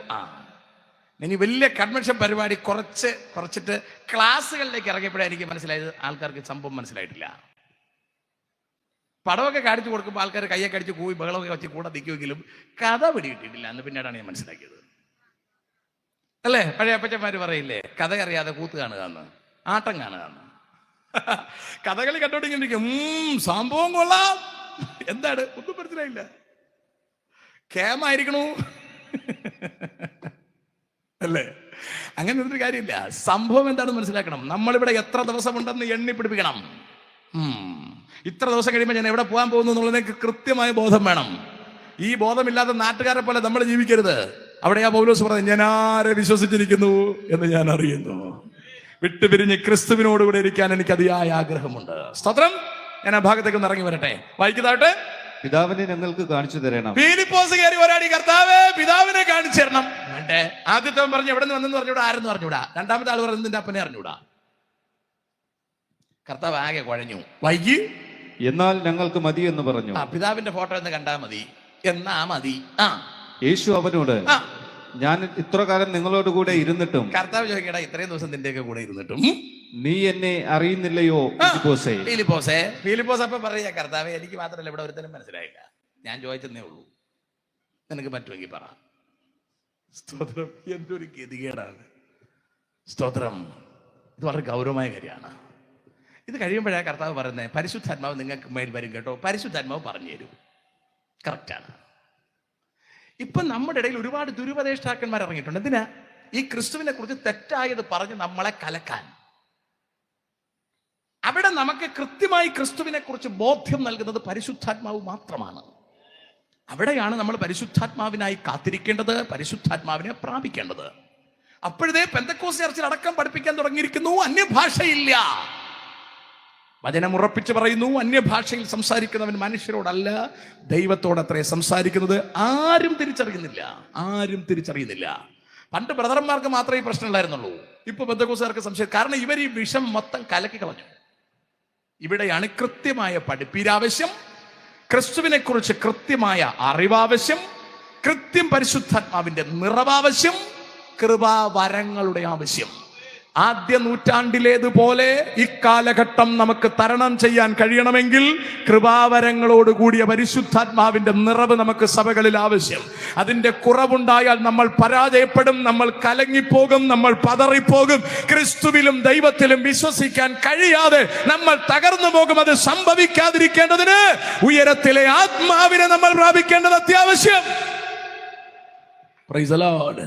ഈ ദിവസങ്ങളിൽ അതിനായി കാത്തിരിക്കണം. സഭകളിൽ മെനക്കെട്ടതിനായി കാത്തിരിക്കണം. ദാഹത്തോടെ പ്രാർത്ഥിക്കണം. കർത്താവ് തന്റെ ആത്മാവിനെ നമ്മുടെ മേൽ പകരും. ഫിലിപ്പോസ് ഇക്കാര്യം പറയാ, കർത്താവേ ഇത് നിന്നെ നമുക്ക് അറിയത്തില്ല. കർത്താവ് പറയാം, മോനെടാ, പിതാവിനെ കണ്ടവൻ എന്നെ കണ്ടിരിക്കുന്നു, എന്നെ കണ്ടവൻ പിതാവിനെ കണ്ടിരിക്കുന്നു. പൗലോസ് കുറച്ചുകൂടെ വൃത്തിക്ക് വന്ന് എബ്രായ ലേഖനം എത്തുമ്പം പറയുകയാണ്, ക്രിസ്തു ആരാണ്? 1-ാമത്തെ അധ്യായം 1-2 വാക്യം ഒന്ന് വായിച്ചു വിട്ടേരെ. ജീസസ്. വേഗം വരൂ വായിക്കേ. ദൈവം പണ്ട് ഭാഗം ഭാഗമായിട്ടും വിവിധമായിട്ടും പ്രവാചകന്മാരിലൂടെ അരുളി ചെയ്തിട്ട് ഈ അന്ത്യകാലത്ത് പുത്രൻ മുഖാന്തരം നമ്മോട് അരുളി ചെയ്തിരിക്കുന്നു. വായിച്ചോ. അവനെ താൻ സകലത്തിനും, വളരെ ശ്രദ്ധിച്ച് കേട്ടോണം, ക്രിസ്തു ആരാണ്? അവനെ താൻ സകലത്തിനും അവകാശിയാക്കി വെച്ചു. അവനെ താൻ സകലത്തിനും അവകാശി. നമ്മുടെ യേശു ആരാ? സകലത്തിനും അവകാശി. നമുക്ക് എന്ത് അവകാശമുണ്ട്? ശകലം. പറമ്പോക്കിൽ ശകലം. വീട് വെക്കണമെങ്കിൽ ഗവൺമെന്റ് അറിയണം, കിണർ ഊത്തണമെങ്കിൽ അവരറിയണം, കക്കൂസ് ഒഴുത്തണമെങ്കിൽ അവരറിയണം, വിറ്റിട്ട് പോകണമെങ്കിൽ അവരറിഞ്ഞേ പറ്റൂ. പിള്ളേർക്ക് കൊടുത്താലോ എന്നാലും അവരറിയണം, ചത്ത് കളഞ്ഞാലോ അവരറിയണം. പിന്നെ ഇവിടെ എന്താ പരിപാടി? ഒരു ചുക്കുമില്ല. ഞാൻ പറഞ്ഞ പരിപാടി ഒന്നും അറിയാതില്ല. പിള്ളേരെ പിടിച്ച് 4 തല്ലൊക്കെ അവരറിയും. 1-2 കൊടുത്തിട്ട് നിർത്തിയ പ്രശ്നമില്ല. 4 അടുപ്പിച്ച് ഒരിടത്തേനെ അടിച്ചു നോക്കിയേ, ജീപ്പ് വരും. അതുകൊണ്ട് മാറി അടിക്കണം, ദൂരെ അടിക്കാതിരുത്തീരും. നമ്മളെ പോലെ ആയി പോകും പിള്ളേര്. നമ്മളെ പോലെ ആയി പോകാതിരിക്കേണ്ടതിന് അടിക്കാം. സ്വതന്ത്രം. ഞാൻ പറഞ്ഞു ഗ്രഹിക്കുന്നുണ്ട് ദൈവങ്ങളെ. ക്രിസ്തു അവനെ ദൈവം അവനെ സകലത്തിന് അവകാശിയാക്കിയെന്ന്. ഈ മുഴുവൻ ഭൂമിക്ക് അവകാശി ക്രിസ്തു, മുഴുവൻ സോളാർ സിസ്റ്റത്തിന്റെ അവകാശി ക്രിസ്തു, സകലത്തിന്റെ അവകാശത്തിന് വല്ല പിടിയിട്ട് നിങ്ങൾക്ക്. ഈ കർത്താവിന്റെ അടുത്താണ് നമ്മൾ ചെന്നിട്ട് കൊച്ചു രോഗത്തിന്റെ കാര്യം പറയുന്നത്. കർത്താവിന് സിമ്പിളാണിത്. പിന്നെന്താ ചെയ്യാത്തത്? എന്തിനാ മെനക്കേട്? പിടിയോ? സകലത്തിന്റെ അവകാശി അല്ലേ? ഈ വളയുടെ ഉടമസ്ഥന് അതുവരെ അവകാശമുള്ളൂ. അതാണ് അവിടെ പുല്ല് പൊങ്ങി നിൽക്കുന്നത്. അതിന്റെ അപ്പുറത്ത് വേറെ അവകാശിയാണ്. ആ പുല്ല് പറിച്ചാൽ വേറെ ആൾ വരും ചോദിക്കാൻ അല്ലേ? ഇവിടെ നിങ്ങൾ ഷെഡ് 5-6 ദിവസം കൂടെ വെച്ചിട്ടുണ്ടെന്നാൽ ഇതിന്റെ അവകാശി തന്നെ വരും ചോദിക്കാൻ. ആടെ അവിടെ ഷെഡ് വെച്ചോണ്ടിരിക്കുന്നു. ഞാൻ പറഞ്ഞു പിടിയോ? എന്നാൽ പിന്നെ നിങ്ങൾ ഇവിടെ എന്തായാലും ഇവിടുത്തെ ഷെഡ് വെക്കാൻ തന്നല്ലേ, 2 തെങ്ങ് മുറിച്ചേക്കാന്ന് ചോദിക്കുക അല്ലേ? ദൈവമക്കളുടെ തന്നെയാണോ? എങ്കിൽ ഭയങ്കര പ്രശ്നമാവും അല്ലേ? പുറത്തുള്ള സൗകര്യങ്ങളാണ് അത്രയും പ്രശ്നം വരില്ല. 1-2 മുറിച്ചാലും. സഹോദരൻ, ഞാൻ പറഞ്ഞ മുറിച്ചുള്ളായിരുന്നു. അപ്പൊ ഞാൻ പറഞ്ഞ മനസ്സിലാകുന്നുണ്ടോ നിങ്ങൾക്ക്? നമുക്കുള്ള അവകാശം അത്രയ്ക്കത്ര അവകാശമേ ഉള്ളൂ. ഒരു തെങ്ങിന്മേൽ ഇതിന്റെ ഉടമസ്ഥന് അവകാശം ഉണ്ടെന്ന് എന്തോ അവകാശമുണ്ട്. അതിനെ തേങ്ങ വല്ലം പിഴുന്നാ പറക്കാനുള്ള അവകാശമുണ്ട്. വേറെ അവകാശമൊന്നുമില്ല. അത് 2 തേങ്ങ തരുന്നില്ല, 2 കൂടുതൽ തരിപ്പിക്കാൻ ഒന്നും നടക്കത്തില്ല. സ്വർഗത്തിലെ ദൈവം അനുവദിച്ചില്ലെങ്കിൽ ഒന്നും നടക്കില്ല. കർത്താവ് പറഞ്ഞത് ഞാൻ അതിനെ തുള്ളനയക്കും, അത് നശിപ്പിച്ച് കളയും. ഞാൻ പറഞ്ഞ അർത്ഥം പിടി കിട്ടിയോ നിങ്ങൾക്ക്? ദൈവത്തിന്റെ അവകാശം എവിടെ കിടക്കുന്ന പിടി കിട്ടിയോ? ദൈവം അവനെ സകലത്തിന്റെ അവകാശിയാക്കി. വായിക്ക്, പെട്ടെന്ന് വായിക്ക്. അവനെ താൻ സകലത്തിനും അവകാശിയാക്കി വെച്ചു. അവൻ മുഖാന്തരം, യേശു മുഖാന്തരം ലോകത്തെ ഉണ്ടാക്കി. ലോകത്തെ ഉണ്ടാക്കിയത് യേശു മുഖാന്തരം എന്ന് നല്ല പിടി കിട്ടിയത് നിങ്ങൾക്ക്? ഇതൊരു ദൈവമായത് അല്ലേ? ഇവിടെ 5 കൊല്ലത്തേക്ക് മന്ത്രിയായിട്ടിരിക്കുന്ന ആള് പോകുന്ന പോക്കേണ്ടവരിക്കും പുള്ളിയായിരിക്കും കേരളം ഉണ്ടാക്കിയെന്ന്. ശരിയല്ലേ? അതെ. കേന്ദ്രത്തിരിക്കുന്ന മൂപ്പരെ കേട്ടാലും അവരാണെന്ന് വിചാരിക്കും. അതിനു മുമ്പ് ഇവിടെ ആരും ഭരിച്ചിരുന്നില്ല എന്നുള്ള മട്ടിലാണ് അവർ വർത്തമാനം പറയുന്നത് അല്ലേ? ഇവർ ഈ 10 കൊല്ലം കൊണ്ടാണ് ഇവിടെ എന്തോ ചെയ്ത് കളഞ്ഞത്. ഇപ്പോഴാണ് ഇന്ത്യ ആയതെന്നാണ് പറയുന്നത്. അപ്പൊ പണ്ടുണ്ടായിരുന്നു അല്ലേ? ഇവിടെ ഒരുപാട് പേര് ഇരുന്നിട്ടുള്ള കസേരയിലാണ് ഇവരിയ്ക്കുന്നത്. തരക്കടിൽ അവർ ചെയ്യുന്നുണ്ട് കേട്ടോ, മോശമൊന്നുമില്ല. അതിനെ ഞാൻ മോശമായിട്ടൊന്നും പറയുന്നില്ല, നല്ല കാര്യമാണ്. സ്തോത്രം. ഇവിടെ പറഞ്ഞോ, സകലത്തിന് അവകാശിയാക്കി വെച്ചു. അടുത്ത വാക്യം, ലോകം അവൻ മുഖാന്തിരമുളവായി. അടുത്ത്, അവൻ അവന്റെ തേജസ്സിന്റെ പ്രഭ. യേശു ദൈവത്തിന്റെ തേജസ്സിന്റെ പ്രഭ എന്ന് പറഞ്ഞാൽ മനസ്സിലായോ? സൂര്യൻ ഇവിടെ ഹാലജൻ നിരന്ന് കിടപ്പുണ്ട്. ഹാലജൻ കിടക്കുന്നത് നിങ്ങൾ മനസ്സിലാക്കുന്നത് എങ്ങനെ? ഇതിന്റെ പ്രകാശത്തിലാണ്. ഹാലജന്റെ പ്രകാശമാണ്. ഹാലജൻ ദൈവമാണെങ്കിൽ പ്രകാശമാണ് ക്രിസ്തു. ഹാലജനിൽ നിന്ന് പ്രകാശത്തെ സെപ്പറേറ്റ് ചെയ്യാൻ പറ്റത്തില്ല.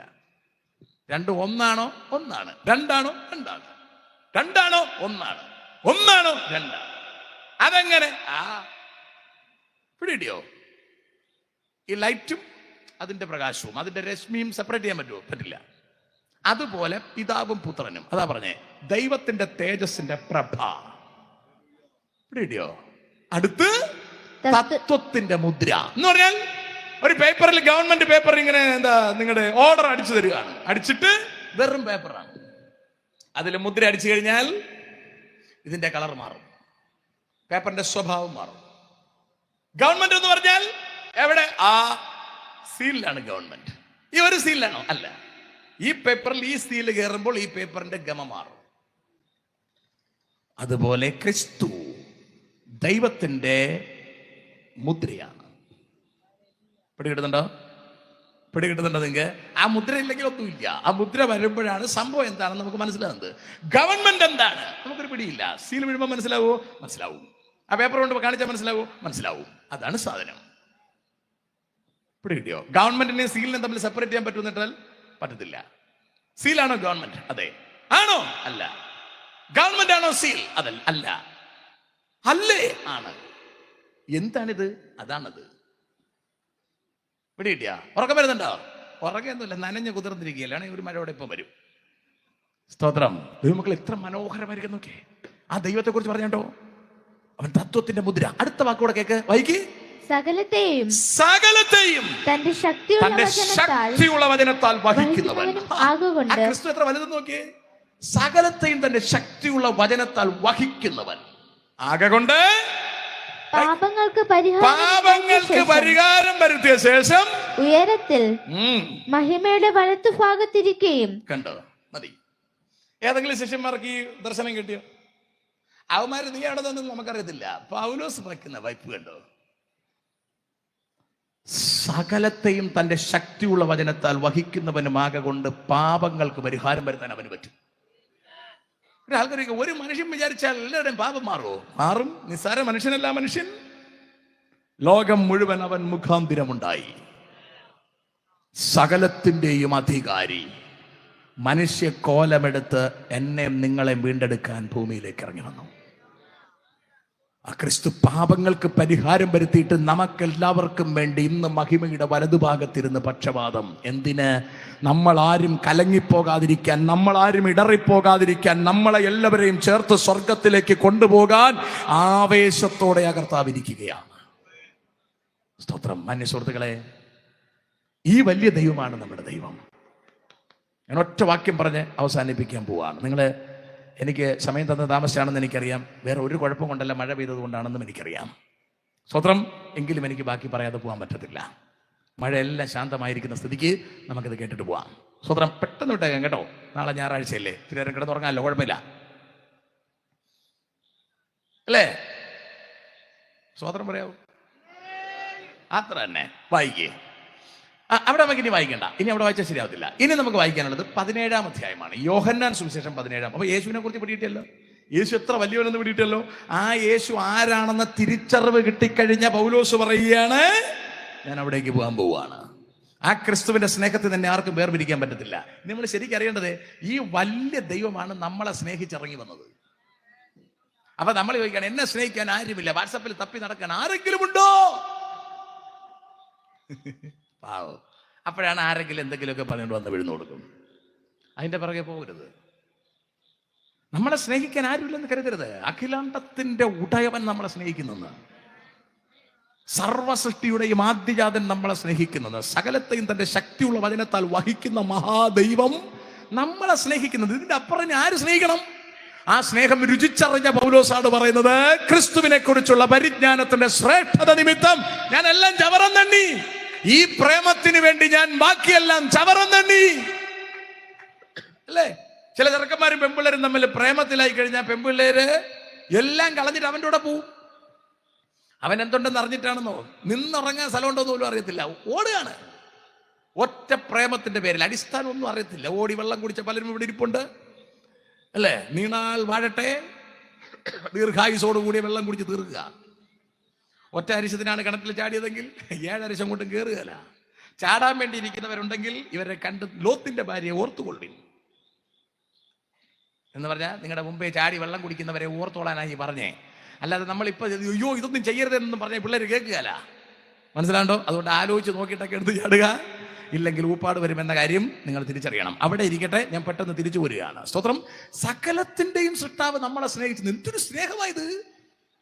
നമ്മൾ ശത്രുക്കളായിരുന്നപ്പോൾ നമ്മളെ സ്നേഹിച്ചെന്ന്, നമ്മൾ പാപികളായിരുന്നപ്പോൾ നമ്മളെ സ്നേഹിച്ചെന്ന്, നമ്മൾ ബലഹീനരായിരുന്നപ്പോൾ നമ്മളെ സ്നേഹിച്ചെന്ന്. Praise the lord. ഇത്രമാം സ്നേഹം, ഇത്രമാം സ്നേഹം! ഇതെന്തൊരു സ്നേഹമായത്! ആ സ്നേഹത്തിന്റെ പ്രതികരണമാണ് ഇവിടുത്തെ ഈ ടീമൊക്കെ ഇവര് ദൈവാസന്മാരുണ്ടാക്കി പ്രസംഗിക്കാൻ നടക്കുന്നത്. വേറെ എന്തെല്ലാം പണിക്ക് നടക്കാം, പൈസ ഉണ്ടാക്കാം. ഇത് പൈസ ചെലവാണ്. സ്തോത്രം അല്ലേ? ഇതിന്റെ പുറകെ നടക്കുന്നത്, ഞങ്ങളൊക്കെ പ്രസംഗിക്കാൻ നടക്കുന്നത് അതിനു വേണ്ടിയാ. സ്തോത്രം. പ്രസംഗിക്കുകയാണ്, മാക്സിമം പ്രസംഗിക്കുകയാണ്, മാക്സിമം ജനത്തിന്റെ അടുത്തേക്ക് ചെല്ലുകയാണ്. ചെല്ലുവരുന്ന പൈസയ്ക്ക് വേണ്ടി. No never. സ്തോത്രം. എത്ര അടുത്താ പോകുന്ന അറിയാമോ പ്രസംഗിക്കാൻ? 2 പേരുടെ പോകും, 4 പേരുടെ പോകും, പഠിപ്പിക്കാനാണെങ്കിലും പോകും, വീട്ടിൽ പ്രശ്നമാണെങ്കിലും പോകും. എവ്രിവെയർ ഓട്ടമാണ്. ഇന്നിപ്പോ രാത്രി 8 മണിക്ക് വീട്ടിൽ എത്താൻ പറ്റുമെന്നൊന്നും ഒരു ഐഡിയ ഇല്ല. സ്വതന്ത്രം പോയേ പറ്റൂ. എന്താ കാര്യം? ഒരു മനുഷ്യൻ രക്ഷിക്കപ്പെട്ടാൽ അവന്റെ വില മുഴു ലോകത്തെക്കാളും വിലയാണ്. സ്തോത്രം. ഞാൻ എൻ്റെ പുരുഷായുസ് മുഴുവൻ ജോലി ചെയ്താൽ കാതലായ സ്ഥലത്തെങ്കിൽ 2 സെന്റ് വസ്തു വാങ്ങിക്കാൻ എനിക്ക് പറ്റത്തില്ല. കാതലായ സ്ഥലത്താണെങ്കിൽ, എവിടെയെങ്കിലും പട്ടിക്കാട്ടിലാണെങ്കിൽ എനിക്ക് 1/2 ഏക്കർ വാങ്ങിക്കാം, അല്ലെങ്കിൽ 1 ഏക്കർ വാങ്ങിക്കാം. കാതലായ സ്ഥലത്തെങ്കിൽ 5 സെന്റ് സ്ഥലം വാങ്ങിക്കാനുള്ള ഒരു പൈസ എനിക്ക് ഒരു പുരുഷായുസ് ജോലി ചെയ്താൽ ഉണ്ടാക്കാൻ പറ്റത്തില്ല. ഞാൻ പറഞ്ഞ മനസ്സിലാവുമെന്ന് പ്രതീക്ഷിക്കുകയാണ്. പക്ഷെ ഒറ്റ സുവിശേഷം പറയുമ്പോൾ, ഒരല്പം ഉറക്കളയ്ക്കുമ്പോൾ, ഒരല്പം ഉറക്കളച്ച് ഒരാളുടെ അടുത്ത് ചെന്ന് കുറച്ചു നേരം ഇരുന്ന് വർത്താനം പറയുമ്പോൾ ഒരാൾ രക്ഷിക്കപ്പെടുമെങ്കിൽ ആ ഒരു മനുഷ്യന്റെ വില മുഴു ലോകത്തെക്കാളും വിലയാണ്. അവനെ വീണ്ടെടുക്കാൻ നമ്മളൊരു പൈപ്പ് ലൈനായിട്ട് നിന്ന് കൊടുത്താൽ മതിയെന്ന്. നിങ്ങൾക്കറിയത്തില്ല, ഈ റോഡിലൂടെയൊക്കെ പൈപ്പ് ലൈൻ പോകുന്നുണ്ട്, മണ്ണിന്റെ അടിയിൽ കിടക്കുകയാണ്. അതിന്റെ അകത്തുകൂടി വെള്ളം പോകുമ്പോൾ ഒരുപാട് വീട്ടുകാർക്ക് അത് ജീവനാണ്. ഒരുപാട് വീട്ടുകാർക്ക് അത് ആശ്വാസമാണ്. പക്ഷെ പൈപ്പ് ലൈൻ മണ്ണിന്റെ അടി തന്നെ കിടക്കണം. ഞാൻ ഒരാൾ മണ്ണിന്റെ അടി കിടക്കാൻ തയ്യാറായാൽ, ഞാൻ ഒരാൾ കർത്താവിന് വേണ്ടി നിന്നു കൊടുക്കാൻ തയ്യാറായാൽ, അത് ചിലർക്ക് ആശ്വാസമായി മാറുമെങ്കിൽ നമുക്കത് ചെയ്യാൻ തയ്യാറാകണം. സ്നേഹത്തോടെ വിധേയത്വത്തോടെ നമ്മൾ നിന്നു കൊടുക്കാൻ തയ്യാറായാൽ നമ്മുടെ ജീവിതം കൊണ്ട് അനേകരെ തണുപ്പിക്കാൻ കർത്താവിന് കഴിയും. നമ്മുടെ ഉള്ളിലൂടെ ജീവജലത്തിന്റെ നദികൾ കർത്താവിന് പമ്പ് ചെയ്യാൻ കഴിയും. അതുകൊണ്ട് നമ്മൾ കർത്താവിന്റെ സന്നിധിയിൽ നമ്മളെ സമർപ്പിക്കുകയാണ് വേണ്ടത്. നമ്മുടെ ജീവിതം നമ്മൾ കർത്താവിന് വേണ്ടി ഏൽപ്പിച്ചു കൊടുക്കുകയാണ് വേണ്ടത്. നമ്മുടെ കുഞ്ഞുങ്ങളെ നോക്കാൻ കർത്താവ് ശക്തനാണ്. നമുക്ക് സകലതും ഒരുക്കാൻ കർത്താവ് ശക്തനാണ്. നമ്മൾ ഒന്നിനെക്കുറിച്ചും ബേജാറാകേണ്ടതില്ല. നിങ്ങൾ അതിനകത്ത് കിടക്കുന്ന പൈപ്പ് ലൈൻ നിങ്ങൾ ചെന്ന് വെട്ടിപ്പൊട്ടിച്ചു നോക്കിയേ, നിങ്ങളുടെ വീട്ടിൽ പോലീസ് വരും. എന്താ കാര്യം? എന്റെ വീടിന്റെ മുറ്റത്ത് കിടക്കുന്ന പൈപ്പ് ലൈൻ പൊട്ടിച്ചാൽ അത് ആമ്പിള്ളേരുടേതാണ്, അത് ഗവൺമെന്റിന്റെ അംഗീകാരമുള്ളതാണ്. അതുപോലെ ദൈവത്തിന്റെ സ്വന്തം മക്കളെ ലോകത്തിൽ ആർക്കും ഒന്നും ചെയ്യാൻ കഴിയത്തില്ല. അവനെ കൃത്യമായി ഗവൺമെന്റിന്റെ അംഗീകാരമുള്ളതാണ്, അത് ദൈവത്തിന്റെ മുദ്ര വെച്ചതാണ്. അതുകൊണ്ട് നിങ്ങൾ ഭയപ്പെടേണ്ടതില്ല, നിങ്ങൾ ശങ്കിക്കേണ്ടതില്ല. കലങ്ങി പോകരുത്. എന്നിൽ വിശ്വസിപ്പീൻ, പിതാവിലും വിശ്വസിപ്പീൻ. നമ്മളെ അക്കരയ്ക്ക് കൊണ്ടുപോകാൻ പോവുക ദൈവമക്കളെ. സ്തോത്രം. മടങ്ങി വരാം. 17-ാം അധ്യായം. കർത്താവിന്റെ പ്രാർത്ഥന കൂടി ഒരു പകുതി വായിച്ച് നമുക്ക് പെട്ടെന്ന് അവസാനിപ്പിക്കാം. Please read. ഇത് സംസാരിച്ചിട്ട് യേശു സ്വർഗത്തേക്ക് നോക്കി പറഞ്ഞതെന്തെന്നാൽ, പിതാവേ, നാഴിക വന്നിരിക്കുന്നു. നിന്റെ പുത്രൻ നിന്നെ മഹത്വപ്പെടുത്തേണ്ടതിന് പുത്രനെ മഹത്വപ്പെടുത്തണമേ. നീ അവന് നൽകിയിട്ടുള്ളവർക്കെല്ലാവർക്കും അവൻ നിത്യജീവനെ കൊടുക്കേണ്ടതിന് നീ സകല ജഡത്തിന്മേലും അവൻ അധികാരം നൽകിയിരിക്കുന്നുവല്ലോ. ഏകസത്യ ദൈവമായ ദൈവത്തെയും നീ അയച്ചിരിക്കുന്ന യേശുക്രിസ്തുവിനെയും ദൈവം അയച്ചിരിക്കുന്ന യേശുക്രിസ്തുവിനെയും അറിയുന്നത് തന്നെ നിത്യജീവനാകുന്നു. അറിയുക എന്ന് പറഞ്ഞാൽ ക്രിസ്തുവിനെ കുറിച്ച് കേൾക്കുക എന്നുള്ളതല്ല. അറിയുക എന്ന് പറഞ്ഞാൽ തിരിച്ചറിഞ്ഞ് അംഗീകരിക്കുക എന്നാണ് അർത്ഥം. തിരിച്ചറിയുന്നത് തന്നെ നിത്യജീവൻ എന്ന് പറഞ്ഞാൽ പിതാവുമായിട്ടുള്ള ബന്ധം എന്നർത്ഥം. പിതാവുമായിട്ടുള്ള ബന്ധം അറ്റുപോയി തോട്ടത്തിന് പുറത്തായി പോയ മാനവകുലത്തിന് തിരിച്ച് ദൈവവുമായി ബന്ധം സ്ഥാപിക്കാനുള്ള വഴിയെക്കുറിച്ച് അവിടെ പറഞ്ഞത്. ഏകസത്യ ദൈവമായ നിന്നെയും നീ അയച്ചിരിക്കുന്ന പുത്രനെയും അറിയുന്നത് തന്നെ നിത്യജീവൻ. അപ്പോൾ നബിയുടെ ഉദ്ദേശം എന്താണ്? ഏകസത്യ ദൈവമായ പിതാവിന് പകരം ഒരു അല്ലാഹുവിനെ സമർപ്പിക്കുക. പുത്രന് പകരം, സ്തോത്രം, ഒരിക്കലും നമുക്ക് അംഗീകരിക്കാൻ കഴിയാത്ത ഒരു പ്രവാചകനെ കൊണ്ട് അവതരിപ്പിക്കുക. ആ പ്രവാചകൻ ഇന്ന് കേരള മണ്ണിൽ ജീവിച്ചിരുന്നാൽ പോക്സോ കേസിൽ അകത്ത് കിടക്കണം. അമ്മാതിരി ഒരു നീചനായ പ്രവാചകനെ ക്രിസ്തുവിന് പകരം വെക്കാൻ കൊണ്ടുവന്നു ഈ പൈശാചിക ലോകം. ഞാൻ പറഞ്ഞതിന്റെ അർത്ഥം നിങ്ങൾക്ക് മനസ്സിലാക്കാൻ പറ്റുന്നുണ്ടോ? സ്തോത്രം. വെള്ളമില്ലാത്ത പൊട്ടക്കിണറുകളെ നമ്മുടെ മുമ്പിൽ അവർ വെച്ച് നീട്ടുകയാണ്. സ്തോത്രം. രക്ഷാനായകനെ തള്ളിക്കളയാൻ നമ്മൾ നിന്നു കൊടുക്കരുത്. അവസാനത്തെ ശ്വാസം വരെ ക്രിസ്തുവിനെ ഉയർത്തിപ്പിടിക്കാൻ വാക്കുകൾ കൊണ്ട് മാത്രമല്ല, വീട്ടിലെ ബോർഡുകൾ കൊണ്ട് മാത്രമല്ല, ജീവിതത്തിന്റെ അനുഭവം കൊണ്ട് നമ്മുടെ കർത്താവായ യേശുക്രിസ്തുവിന്, നമുക്ക് വേണ്ടി ജീവന നൽകിയ കർത്താവായ യേശുക്രിസ്തുവിന് ഉയർത്തിപ്പിടിക്കാൻ നമുക്ക് കഴിയണം. അവനെ കാണുന്ന ജനം രക്ഷിക്കപ്പെടട്ടെ. Thank you Jesus. ഞാൻ അടുത്ത ഭാഗത്തേക്ക് വേഗത്തിൽ വരികയാണ്. ക്രിസ്തു പറയാണ്, നിന്നെയും എന്നെയും അറിയുന്നതാണ് നിത്യജീവൻ. അപ്പൊ നമ്മുടെ ഡ്യൂട്ടി ആ കർത്താവിനെ അറിയിക്കുക എന്നുള്ളതാണ്. ഈ ബോക്സ് ഓരോ വീടിന്റെ നടയിൽ വെച്ച് കെട്ടിയിരിക്കുന്നത് ആർക്കും ശബ്ദകോലാഹലം ഉണ്ടാക്കാൻ വേണ്ടിയല്ല, അവർക്ക് നിത്യജീവൻ ലഭിക്കാൻ വേണ്ടിയാണ്. ഈ ഭൂമിയുടെ ജീവിതം അല്പകാലം കൊണ്ട് അവസാനിച്ചു പോകും. അവസാനിക്കാത്തൊന്നിലേക്ക് ഉറപ്പിക്കുവാൻ വേണ്ടിയാണ് നമ്മൾ ഈ സുവിശേഷം ജനത്തോട് വിളിച്ചു പറഞ്ഞുകൊണ്ടിരിക്കുന്നത്.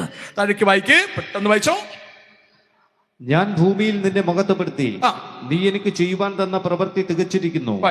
ഇപ്പോൾ പിതാവേ, ലോകം ഉണ്ടാകും മുമ്പേ എനിക്ക് നിന്റെ അടുക്കൽ ഉണ്ടായിരുന്ന മഹത്വത്തിൽ എന്നെ നിന്റെ അടുക്കൽ മഹത്വപ്പെടുത്തേണമേ. ഞാൻ തിരിച്ചു വരാൻ പോവുകയാണ്. അതാണ് അവിടുത്തെ വർത്തമാനം. ഇനി 11-ാം വാക്യത്തിലേക്ക് വരൂ. 11, 17, 11. ഇനി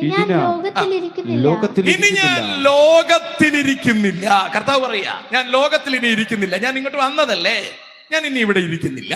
ഇവരോ ലോകത്തിലിരിക്കുന്നു. ഇവരോ ആര്? 12 വരെ. ഇവരോ ലോകത്തിലിരിക്കുന്നു, ഞാൻ നിന്റെ അടുക്കൽ വരുന്നു. കർത്താവേ, ഞാൻ നിന്റെ അടുക്കലോട്ട് വരികയാണ്. കാരണം ഞാൻ അവിടെ ഇങ്ങോട്ട് വന്നതാ. പ്രോഗ്രാം ഫിനിഷ് ചെയ്തിരിക്കുന്നു, ഞാൻ അങ്ങോട്ട് വരാൻ പോവാണ്. കണ്ടോ? വൈകി. പരിശുദ്ധ പിതാവേ, അവർ നമ്മെ പോലെ ഒന്നാകേണ്ടതിന്. മനോഹരം വാക്യം. പരിശുദ്ധ പിതാവേ, നീ എന്നെ അയച്ചതാണ്, ഞാൻ ഇവിടെ വന്നു, എന്റെ പ്രോഗ്രാം ഫിനിഷ് ചെയ്തു, നീ എനിക്ക് തന്നവർക്ക് ഞാൻ നിന്നെ വെളിപ്പെടുത്തി കൊടുത്തിരിക്കുന്നു, ഞാൻ തിരിച്ചു വരികയാണ്. പരിശുദ്ധ പിതാവേ, ഇവർ നമ്മെ പോലെ ഒന്നാകേണ്ടതിന്. വല്ലതും പിടികിട്ടിയോ? പിതാവും പുത്രനും ഒന്നാണോ രണ്ടാണോ എന്ന് ഇവിടെ ചർച്ച നടക്കുന്നതേ ഉള്ളൂ. നാളൊരുപാടായി, ആർക്കും ഇന്ന് വരെ കണ്ടുപിടിക്കാൻ കഴിഞ്ഞിട്ടില്ല. പലരും പറയുന്നു നമ്മൾ തൃത്വാരാധകരാണ്. നല്ല, നമ്മൾ ഏകസത്യ ദൈവത്തെ ആരാധിക്കുന്നവരാണ്. എങ്ങനെ വിശദീകരിക്കണമെന്ന് നമുക്കാവില്ലാത്ത വിധം അത് നിഗൂഢമാണ്. ക്രിസ്തു വെളിപ്പെടുത്തി പറയുകയാണ്, പരിശുദ്ധ പിതാവേ, നമ്മൾ ഒന്നായിരിക്കുന്നത് പോലെ ഇവരൊന്നാവണം. നമുക്കൊന്നാവാൻ പറ്റുമോ? പറ്റണം. നമ്മളെ ഒന്നാക്കാനാണ് ക്രിസ്തു മകളിൽ നിന്ന് താഴോട്ട് ഇറങ്ങി വന്നത്. എന്നിട്ടും ഒന്നാകുന്നില്ലെങ്കിൽ അതിൻ്റെ അർത്ഥം ഇതിനേക്കാൾ വലിയ ഏതോ ശക്തി ഉണ്ടെന്നാണ്. അങ്ങനെ ഒരു ശക്തി ലോകത്തിലില്ല. ഈ ഭൂമിയെ ഉണ്ടാക്കിയ ശക്തിയാണ് മുകളിൽ നിന്ന് താഴേക്ക് വന്നത്. സകലത്തെയും തന്റെ ശക്തിയുള്ള വചനത്താൽ വഹിക്കുന്ന ക്രിസ്തുവാണ് ഭൂമിയിലേക്ക് ഇറങ്ങി വന്നത്. ആ ക്രിസ്തുവിനേക്കാൾ ശക്തനായ ഒന്നീ ഭൂപരപ്പിലില്ല. നമ്മുടെ മാത്രം ജഡത്തിന്റെ ആഗ്രഹം കൊണ്ട് ആ വലിയ ശക്തിയുടെ മഹത്വം നമ്മളിൽ വെളിപ്പെടാതിരിക്കുന്നതാണ് ഈ ദിവസങ്ങളിൽ നമ്മുടെ ജഡമോഹം വിട്ട്, നമ്മുടെ ലോകസ്നേഹം വിട്ട് നമ്മൾ ആ സൗഭാഗ്യ ശക്തി നമ്മളിലേക്ക് പ്രവഹിപ്പിക്കുവാനും നമ്മുടെ ജീവിതത്തിൽ രൂപാന്തരത്തിനും നമ്മൾ സമർപ്പിച്ചാൽ നമുക്കൊന്നാകാൻ കഴിയും. നമ്മളെ ഒന്നാക്കാനാണ് യേശു വന്നത്. നമ്മളെ ഒന്നാക്കാനാണ് പരിശുദ്ധാത്മാവ് ഇവിടെ നിൽക്കുന്നത്. നമ്മളെ ഒന്നാക്കി അക്കരയ്ക്ക് കൊണ്ടുപോകാനാണ് സ്വർഗത്തിലെ ദൈവത്തിന്റെ പദ്ധതി. അല്ലാതെ മുട്ടുവേദന മാറ്റാൻ വേണ്ടി അല്ല യേശുപ്പം വന്നത്. നിങ്ങളുടെ വീട്ടിലെ കുഞ്ഞു കുഞ്ഞു പ്രശ്നങ്ങൾക്ക് പരിഹാരം തരാൻ അല്ല യേശു വന്നത്. ഭൗതികമായ വിഷയങ്ങളുടെ മേൽ എന്തെങ്കിലും പരിഹാരം തരാൻ അല്ല യേശു വന്നത്. യേശു വന്നത് നമ്മെ എല്ലാരെയും ഒന്നാക്കി ശുദ്ധീകരിച്ച് നമ്മെ കർത്താവിന്റെ അടുക്കലേക്ക് കൊണ്ടുപോകാനാണ്. സ്വർഗത്തിൽ നമുക്ക് വേണ്ടി വാസസ്ഥലം ഒരുക്കി വെച്ച് നമ്മുടെ കർത്താവ് നമുക്കായി കാത്തിരിക്കുന്നു. തനിക്കായി കാത്തിരിക്കുന്ന ജനത്തെ ചേർക്കുവാൻ യേശു വേഗം വരുന്നു. Thank you, Jesus. കരുതലുള്ളവരായിരിക്കണം. ഒന്നാവാത്തവർ ആർക്കും അവിടെ പോകാൻ പറ്റത്തില്ല. സഭയിലെ കുഞ്ഞു കുഞ്ഞു പ്രശ്നം പറഞ്ഞുകൊണ്ട് അങ്ങ് പെരുകിയിരിക്കുകയാണ്. ചെരുപ്പെടുത്തോണ്ട് പോയി നിങ്ങൾ കളയൂ പ്ലീസ്. എന്നെ സെക്രട്ടറി ആവാൻ സമ്മതിച്ചില്ല, നിങ്ങളെ ഇരുന്നോളൂ സ്ഥിരമായിട്ട് സെക്രട്ടറിയായിട്ട്. എന്തെല്ലാം വഴക്കുകൾ, കുഞ്ഞു കുഞ്ഞു വഴക്കുകളാ. നമുക്കെന്താ ദൈവമക്കളെ ഒന്നാവാൻ പറ്റാത്തത്? പിശാച് എന്താ നമ്മളെ നന്നാവാൻ വിടാത്തത്? കൊച്ചു കാര്യത്തിന്റെ പേരിലാണ് നമ്മൾ വഴക്കൂടുന്നത്. നമുക്കവിടെ പോണം. ഏറ്റവും വിലപിടിപ്പുള്ള ഒന്നിനു വേണ്ടി വിലയില്ലാത്തത് കളയാൻ തയ്യാറാകണം. ഈ മൊത്തം ഭൂമി നമുക്ക് കിട്ടില്ലെന്ന് നിങ്ങൾക്കറിയാം. ക്രിസ്തു ചോദിക്കുന്ന, ഒരു മനുഷ്യൻ സർവ്വലോകവും നേടിയാലും അവന്റെ ആത്മാവിനെ നഷ്ടമാക്കിയാൽ എന്ത് പ്രയോജനം? സർവ്വലോകത്തിനും വേണ്ടി അല്ലല്ലോ നമ്മൾ അടുത്ത ആളുടെ അടുത്ത് പിണങ്ങുന്നത്, അല്ലേ? നിങ്ങളുടെ തെങ്ങിൽ നിന്ന് വീണ ഒരു ഉണക്ക തേങ്ങ അവരെടുത്തുകൊണ്ട് പോയി, അതിനാണ് നിങ്ങൾ പിണങ്ങി നടക്കുന്നത്. ഒരു കൊല വെട്ടിയിട്ട് കൊടുക്കുന്നേ, എന്നെ കണ്ടുപിടിക്കും, ഞാനതൊക്കെ ചെയ്യും. സ്വതന്ത്രം. എന്റെ വസ്തു അപ്പുറത്ത് ഒരു മാന്തി ഒരറ്റം വരെ എത്തിച്ചു. ഞാൻ പറയും, ഇങ്ങോട്ട് കെട്ടിക്കോളൂ, ആവശ്യത്തിന് എടുത്തോളൂ. ഞാൻ തന്നെ കെട്ടാൻ പൈസ കൊടുത്തു, കെട്ടി. ഇനി അവർക്ക് മാന്താൻ പറ്റത്തില്ല. സ്വതന്ത്രം. ഇപ്പൊ അവർ കളന്നപ്പോ കൂടുതൽ സ്ഥലമെന്ന്, സാരമില്ല, എനിക്ക് കുറവായിരിക്കും, സാരമില്ല, എനിക്കും കൊണ്ടുപോകാൻ പറ്റില്ല, അവർക്കും കൊണ്ടുപോകാൻ പറ്റില്ല. സ്തോത്രം. ഇത് എന്താണ് ബഹളം വെക്കാനിരിക്കുന്നു? അവർ വിചാരിച്ചു ഞാൻ അവിടെ ബഹളം ഉണ്ടാക്കുമെന്ന്. ഒരാൾക്ക് എന്റെ മുറി വരെ എന്റെ വിളയിലാണ് വെച്ചിരിക്കുന്നത്. സാരമില്ല, അവർ കൊണ്ടുപോകും, അവർക്ക് സ്ഥലമില്ല, കുറച്ച് സ്ഥലമേ ഉള്ളൂ. സ്തോത്രം. അവർക്ക് ബഹളം ഉണ്ടാക്കിയിട്ട് ഞാൻ എന്തോ ചെയ്യാനാണ്? സ്തോത്രം. നിങ്ങൾ അതുകൊണ്ട് എല്ലാം വിട്ടുകൊടുക്കണമെന്ന് ഞാൻ പറയത്തില്ല. നിങ്ങൾ ആദ്യം ഗുണം പിടിക്കുക, അപ്പൊ വിട്ടുകൊടുക്കാൻ തോന്നും. സ്തോത്രം. അതെ കർത്താവ് പറഞ്ഞത്, പുതപ്പെടുക്കുന്നവന് ഉടുപ്പും കൂടെ വിട്ടുകൊടുക്കാൻ. നിങ്ങളുടെ പുതപ്പ് ദൈവമക്കളെ, നമ്മൾ ഡീസൻ്റ് ആവണം. നമ്മളെ കൊണ്ട് പറ്റും, നമ്മളെ കൊണ്ട് കഴിയും. നമുക്ക് വേണ്ടി ജീവനെ തന്ന കർത്താവിനെയാണ് നമ്മൾ അനുഗമിക്കുന്നതെങ്കിൽ നമുക്ക് ജീവനെ കൊടുക്കാൻ പറ്റും, കഴിയും. നമുക്ക് ദൈവം സ്നേഹം തന്നതേ മറ്റുള്ളവർക്ക് കൊടുക്കാനാണ്. നമുക്ക് ദൈവം ജീവൻ തന്നത് മറ്റുള്ളവർക്ക് കൊടുക്കാനാണ്. നമുക്ക് ദൈവം എന്ത് തന്നതും മറ്റുള്ളവർക്ക് ഷെയർ ചെയ്യാനാണ്. Share with somebody. മറ്റുള്ളവർക്ക് കൊടുക്കുക, നമ്മൾ അനുഗ്രഹിക്കപ്പെടും. ഇന്ന് നിങ്ങൾ കൊടുക്കാൻ തീരുമാനിച്ചു നോക്കൂ. നിങ്ങൾ പിണങ്ങിയിരിക്കുന്നിടത്തൊന്ന് സംസാരിക്കാൻ തീരുമാനിക്കാവോ? പ്ലീസ്, ഞാൻ അവസാനിപ്പിക്കാൻ പോവാണ്. പിണങ്ങിയിരിക്കുന്നിടത്തൊന്ന് സംസാരിക്കാൻ മനസ്സിൽ തീരുമാനിക്കാവോ? അമ്മായിയമ്മ ആയിക്കോട്ടെ, മരുമകളായിക്കോട്ടെ, ആരെങ്കിലും ആയിക്കൊണ്ടോട്ടെ. ചിലപ്പോൾ നിങ്ങൾ പറയും, പാസ്റ്റർ കറക്റ്റ് എന്തെല്ലാം വിഷയം എന്നറിയാമോ? എന്ത് വിഷയം ഇവിടെ? ഒരു ചുക്കുമില്ല. നിങ്ങൾ ആലോചിച്ചു, നിങ്ങൾ പിണങ്ങിയിരിക്കുന്ന ആളുടെ ശവടക്കുന്ന ആളെയാണെങ്കിൽ, അല്ല നിങ്ങളുടെ ശവടക്കുന്ന ആളെയാണെങ്കിൽ, ഈ ഒറ്റ കാരണത്തിൽ നിങ്ങൾ നരകത്തിൽ പോകുന്നത് എന്തിനാണ്? എന്തിനു വെറുതെ നരകത്തിൽ പോകണം? പിശാചിന്റെ ആഗ്രഹം നമ്മളെ നരകത്തിൽ കൊണ്ടുപോകുക എന്നുള്ളതാണ്. നിങ്ങൾ കുളിച്ചു ഒരുങ്ങി ശുദ്ധരായി സഭയിൽ പോയി സ്നാനപ്പെട്ടു, ഒരുപാട് കഷ്ടപ്പെട്ടു, ഒറ്റ പിണക്കം, ഒറ്റ കയ്പ് നിങ്ങളെ നരകത്തിൽ കൊണ്ടുപോകുമെങ്കിൽ എന്തിന് നിങ്ങൾ അതിനിടം കൊടുക്കണം? എന്തിനിടം കൊടുക്കണം? ഇവിടെ പറയാണ്, പരിശുദ്ധ പിതാവേ, അങ്ങും ഞാനും ഒന്നായിരിക്കുന്നത് പോലെ ഇവർ വൈക്ക് നീ എനിക്ക് തന്നിരിക്കുന്ന ഇവർ നീ എനിക്ക് തന്നിരിക്കുന്ന നിന്റെ നാമത്തിൽ അവരെ കാത്തുകൊള്ളണമേ. അതിനെ നമുക്ക് ഒന്നും വായിക്കണം ദിവസനെ. ഇനി ഞാൻ ലോകത്തിൽ ഇരിക്കുന്നില്ല, ഇവരോ ലോകത്തിൽ ഇരിക്കുന്നു. ഞാൻ നിന്റെ അടുക്കൽ വരുന്നു. പരിശുദ്ധ പിതാവേ, അവർ നമ്മെ പോലെ ഒന്നാകേണ്ടതിന് ഇതിനെ മനസ്സാര് വയ്ക്കണം? നമ്മൾ വെക്കണം. ഇന്ന് രാത്രിയിൽ എന്നെ കേട്ട നിങ്ങൾ എല്ലാവരും വെക്കണം. ഭയങ്കര പ്രകൃതിയുടെ പ്രതിസന്ധി ഉണ്ടായെങ്കിലും ദൈവം നമുക്കൊരു ബുദ്ധിമുട്ടുമില്ലാതെ സുന്ദരമായിരുന്നു വചനം കേൾപ്പിച്ചെങ്കിൽ ദൈവത്തിന് നമ്മളോട് അത്ര കരുതലുണ്ട്. ദൈവത്തിന് അത്ര കരുതലുണ്ട്. നിങ്ങൾ ഇത്ര റിസ്ക് എടുത്ത് വന്നവരാണ്, എനിക്കറിയാം. മഴയും പ്രതിസന്ധികളും ഒക്കെ ഉണ്ട്. അത്ര റിസ്കിന്റെ നടുവിലാണ് നിങ്ങൾ ഇവിടെ വന്നത്. പിശാച് നമ്മുടെ നന്മ തട്ടിക്കളയുവാൻ അനുവദിക്കരുത്. ചിലപ്പോൾ നിങ്ങൾക്ക് ഒരുപാട് പ്രതിസന്ധികൾ ഉണ്ടായിട്ടുണ്ടാവാം. നിങ്ങളുടെ കുടുംബജീവിതത്തിൽ ഒരുപാട് പ്രതിസന്ധി ഉണ്ടായിരിക്കാം. നിങ്ങൾക്ക് കാരണമായി പറയാൻ ഒരുപാട് പ്രശ്നങ്ങൾ ഉണ്ടായിരിക്കാം. പക്ഷേ വലിയ കാര്യത്തെ ഓർത്ത് ഇത് നിങ്ങൾ കളയണം. വചനത്തിൽ ഇങ്ങനെ പറയുന്ന, യേശാവ് കൈപ്പുള്ള വേര് മുളച്ചു, അവനെ നഷ്ടപ്പെടുത്തിയ എല്ലാ നന്മകളും ഒടുവിൽ അവൻ കണ്ണുനീരോടെ അപേക്ഷിച്ചിട്ടും മാനസാന്തരത്തിന് ഇട കണ്ടില്ലെന്നാണ് എബ്രായർ 12:15 പറയുന്നത്. പ്ലീസ്, എനിക്കവിടെ ഇഷ്ടം ധനവാനെയാണ്. വളരെ മനോഹരമാണ് ധനവാന്റെ മനസ്സ്. ധനവാൻ വളരെ നല്ലൊരു മനുഷ്യനാണ്. നമ്മളൊക്കെ അയാൾ മോശമാണെന്ന് പറയും, നല്ല മനുഷ്യനാണ്. ധനവാൻ നരകത്തിൽ ചെന്ന് കിടക്കുമ്പോൾ ആദ്യത്തെ ചോദ്യം, ലാസറിന്റെ ചെറുവിരലിന്റെ അറ്റം വെള്ളത്തിൽ മുക്കി ഒന്ന് നാക്കി വെച്ച് തരണം. ഞാനായിരുന്നെങ്കിൽ ഒരു ബോട്ടിൽ വെള്ളം വേണമെന്ന് പറഞ്ഞേ. കാരണം ഞാൻ ഇച്ചിരി കാശുകാരനായിട്ട് ജീവിച്ച ആളാണ്. എനിക്ക് ഇവന്റെ വിരലിന്റെ അത് ഒരു വിരൽ നക്കി ചെറുവിരൽ മുക്കി വെച്ചെന്നാൽ എനിക്കൊന്നും ആവത്തില്ല. കർത്താവേ, ഒരു ബോട്ടിൽ വെള്ളം തരാൻ പറ്റത്തില്ലെങ്കിൽ വേണ്ട. ഇത്ര സിമ്പിളായിട്ട് ആരെങ്കിലും ചോദിക്കുമോ? നാക്ക് നനയ്ക്കാൻ പോലും തികയാത്ത കുഞ്ഞു വെള്ളം. രണ്ടാമത്തെ ചോദ്യം, എൻ്റെ സഹോദരന്മാർ 5 പേര് അവിടെ ഉണ്ട്, പറഞ്ഞ കേൾക്കത്തോന്മാരാണ്. ലാസറിനൊന്ന് പറഞ്ഞു വിടണം. ഞാനാണെങ്കിൽ ഒരിക്കലും അങ്ങനെ ഒരു ഡിമാൻഡ് വെക്കില്ല. ഞാൻ പറയും, കർത്താവേ, ഒരു കാരണവശാലും ആരും എൻ്റെ സഹോദരന്മാരുടെ അടുത്ത് പോയി സുവിശേഷം പറയാതിരിക്കാൻ ശ്രദ്ധിച്ചോണം. കാരണം ഞാൻ ഇവിടെ ഒറ്റയ്ക്കായി പോകും. യവന്മാർ വല്ലവും മാനസാന്തരപ്പെട്ട അങ്ങ് വെക്കളയും. അവന്മാരെയും കൂടി എങ്ങനെങ്കിലും കർത്താവെ എൻ്റെ അടുത്ത് തന്നെ കൊണ്ടുവരണം. കാരണം നമ്മളിവിടെ കിടന്ന് യാചന അനുഭവിച്ചോളാം. ശരിയല്ലേ? ഇത്ര നല്ല മനുഷ്യനാണ് അയാൾ. നോക്കിയേ, നരകത്തിൽ കിടന്ന് അതിൻ്റെ ഭീകരത അനുഭവിച്ചിട്ട് അയാൾ പറയാണ്, എൻ്റെ സഹോദരന്മാരുടെ അടുത്ത് പറഞ്ഞു വിടണം. ദൈവമക്കളെ, നമ്മൾ നരകത്തിൽ പോവാതെ തന്നെ നമുക്കറിയത്തില്ലേ നരകത്തിന്റെ റേഞ്ച് എന്താണെന്ന്? കർത്താവ് നമുക്ക് തന്ന സ്നേഹത്തിന്റെ വലിപ്പം എന്താണെന്ന് നമുക്കറിയത്തില്ലേ? അയാൾ ഇനി നരകത്തിൽ നിന്ന് കയറി വന്ന് സുവിശേഷം പറയാൻ പറ്റാത്തതുകൊണ്ട് ആരെങ്കിലും വിടാൻ പറഞ്ഞേ? നമുക്കിപ്പം പോയി പറയാൻ പറ്റത്തില്ലേ? പറ്റത്തില്ലേ? അതിനുള്ള മനസ്സ് നിങ്ങൾക്കില്ലെങ്കിൽ നിങ്ങൾ ധനവാനെക്കാളും വൃത്തികെട്ട മനസ്സുള്ളവനാണ്. ഞാൻ പറഞ്ഞ അർത്ഥം മനസ്സിലായി കാണുമെന്ന് വിചാരിച്ച് ഞാൻ ഇവിടെ അവസാനിപ്പിക്കുകയാണ്. 21-22 വായിച്ച് നിർത്തുകയാണ്. എന്ന് പറഞ്ഞാൽ 17-ാം അധ്യായം 21-ഉം 22-ഉം വാക്യങ്ങൾ. പ്ലീസ്. നീ എന്നെ അയച്ചിരിക്കുന്നു എന്ന് ലോകം വിശ്വസിപ്പാൻ അവർ എല്ലാവരും ഒന്നാകേണ്ടതിന്. ദൈവമക്കളെ, യേശു പറയുക, പിതാവേ, നീ എന്നെ അയച്ചു എന്ന് നാട്ടുകാർ വിശ്വസിക്കാൻ. ബോക്സ് പറ്റി കെട്ടിയാ പോരാ. അത് ഈസി. ബോക്സ് പറ്റി കെട്ടിയിട്ട് ഒരു പ്രസംഗിയെ വിളിച്ച് പ്രസംഗിച്ചാൽ പോരെ? എന്നിട്ട് പറയാം, അതിപാസേ കാച്ചിക്കോ അല്ലേ?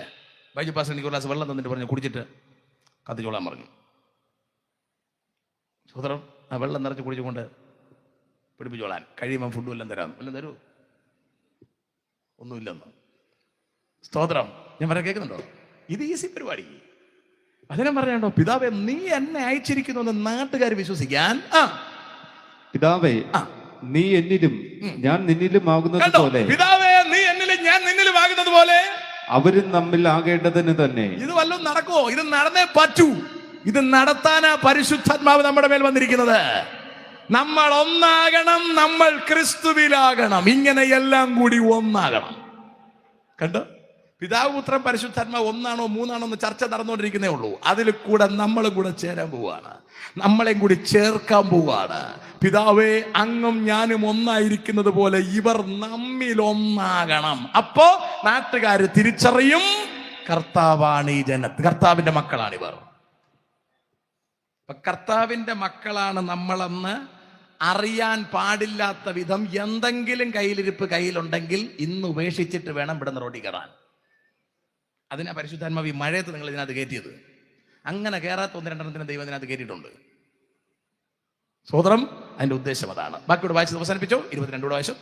നീ എനിക്ക് തന്നിട്ടുള്ള മഹത്വം ഞാൻ അവർക്ക് കൊടുത്തിരിക്കുന്നു. അയ്യോ, പുത്രൻ പറഞ്ഞ കേട്ടോ, പിതാവേ നീ എനിക്ക് തന്നിട്ടുള്ള മഹത്വം ഞാൻ എവർക്ക് കൊടുക്കുന്നെന്ന്.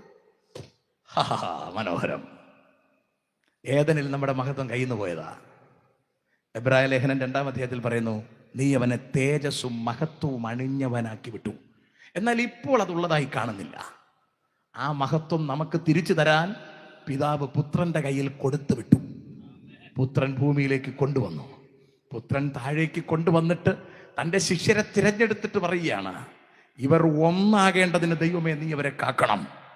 ഇവർ ഒന്നായിട്ട് നമ്മൾ ഒന്നായിരിക്കുന്നത് പോലെ ഇവർ എന്നിലാകുമ്പോൾ നീ എനിക്ക് തന്നിട്ടുള്ള മഹത്വം ഞാൻ അങ്ങോട്ട് കൊടുക്കാൻ പോവാണ്.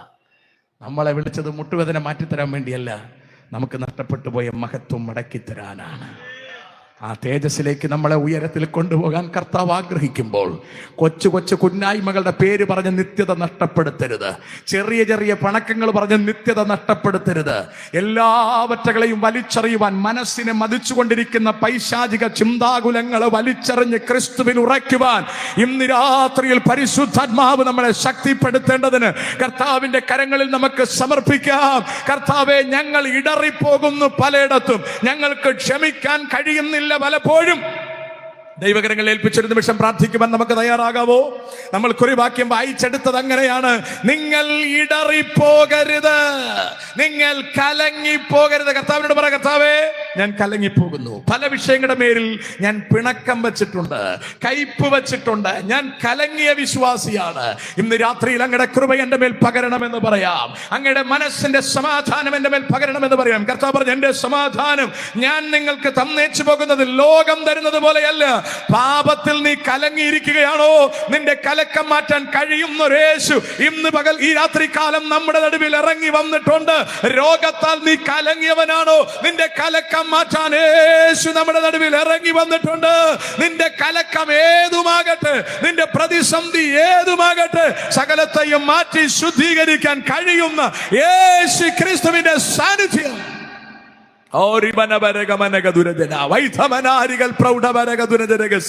എല്ലാവർക്കും ദൈവകരങ്ങൾ ഏൽപ്പിച്ച ദൈവത്തിന്റെ മഹത്വം കരേറ്റാം. അനുഗ്രഹിക്കപ്പെട്ട ആരാധനയിൽ ഈ 3-ാമത്തെ രാത്രിയിൽ ദൈവ മഹത്വം ദൈവം നമ്മുടെ നടുവിൽ അയച്ചതിനെ ഓർത്ത് നമുക്ക് ദൈവത്തിന് സ്തോത്രം ചെയ്യാം. ദൈവത്തിന്റെ കൃപകളെ ഓർത്ത് നമുക്ക് സ്തോത്രം ചെയ്യാം. ഈ ലോകത്തെ തള്ളിക്കളയുവാൻ നമുക്ക് തയ്യാറാകാം. ലോകം വെറുക്കുവാൻ നമുക്ക് തയ്യാറാകാം. തേജസ്സിൽ നമ്മുടെ കർത്താവിന്റെ മുഖം കാണുവാൻ സമയമെടുത്തിരിക്കുന്നു. നമ്മുടെ കർത്താവിന്റെ മഹത്വമുള്ള മുഖം കാണുവാൻ നമുക്ക് ഒരുങ്ങുവാൻ തയ്യാറാകാം. നാം ഒന്നാകാൻ നമുക്ക് തയ്യാറാകാം. പിതാവും പുത്രനും ഒന്നായിരിക്കുന്നത് പോലെ നാം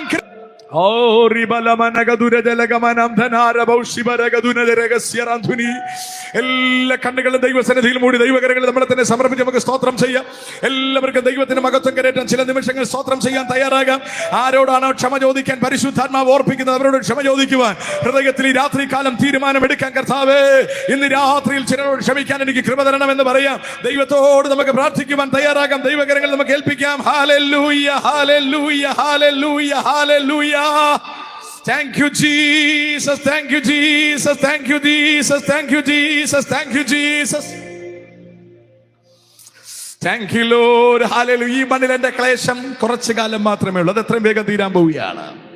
നിങ്ങൾ ഇന്ന് ക്ഷമിക്കുന്നത് ഒരു ക്ലേശമായി കാണുന്നെങ്കിൽ അതിനെ വിട്ടേര്, അതിനെ ഏറ്റു പറയാൻ ഇന്ന് രാത്രിയിൽ തയ്യാറാകുക. ഒരു മെസ്സേജ് അയച്ചാൽ ഇന്ന് ക്രമീകരണം ഉണ്ടാകുമെങ്കിൽ ഒരു മെസ്സേജ് അയക്കാൻ തയ്യാറാകുക. ഒരു പണക്കം മാറ്റാൻ ഒരു മെസ്സേജ് അയച്ചാൽ മതിയെങ്കിൽ യു ജസ്റ്റ് ഡു ദാറ്റ്.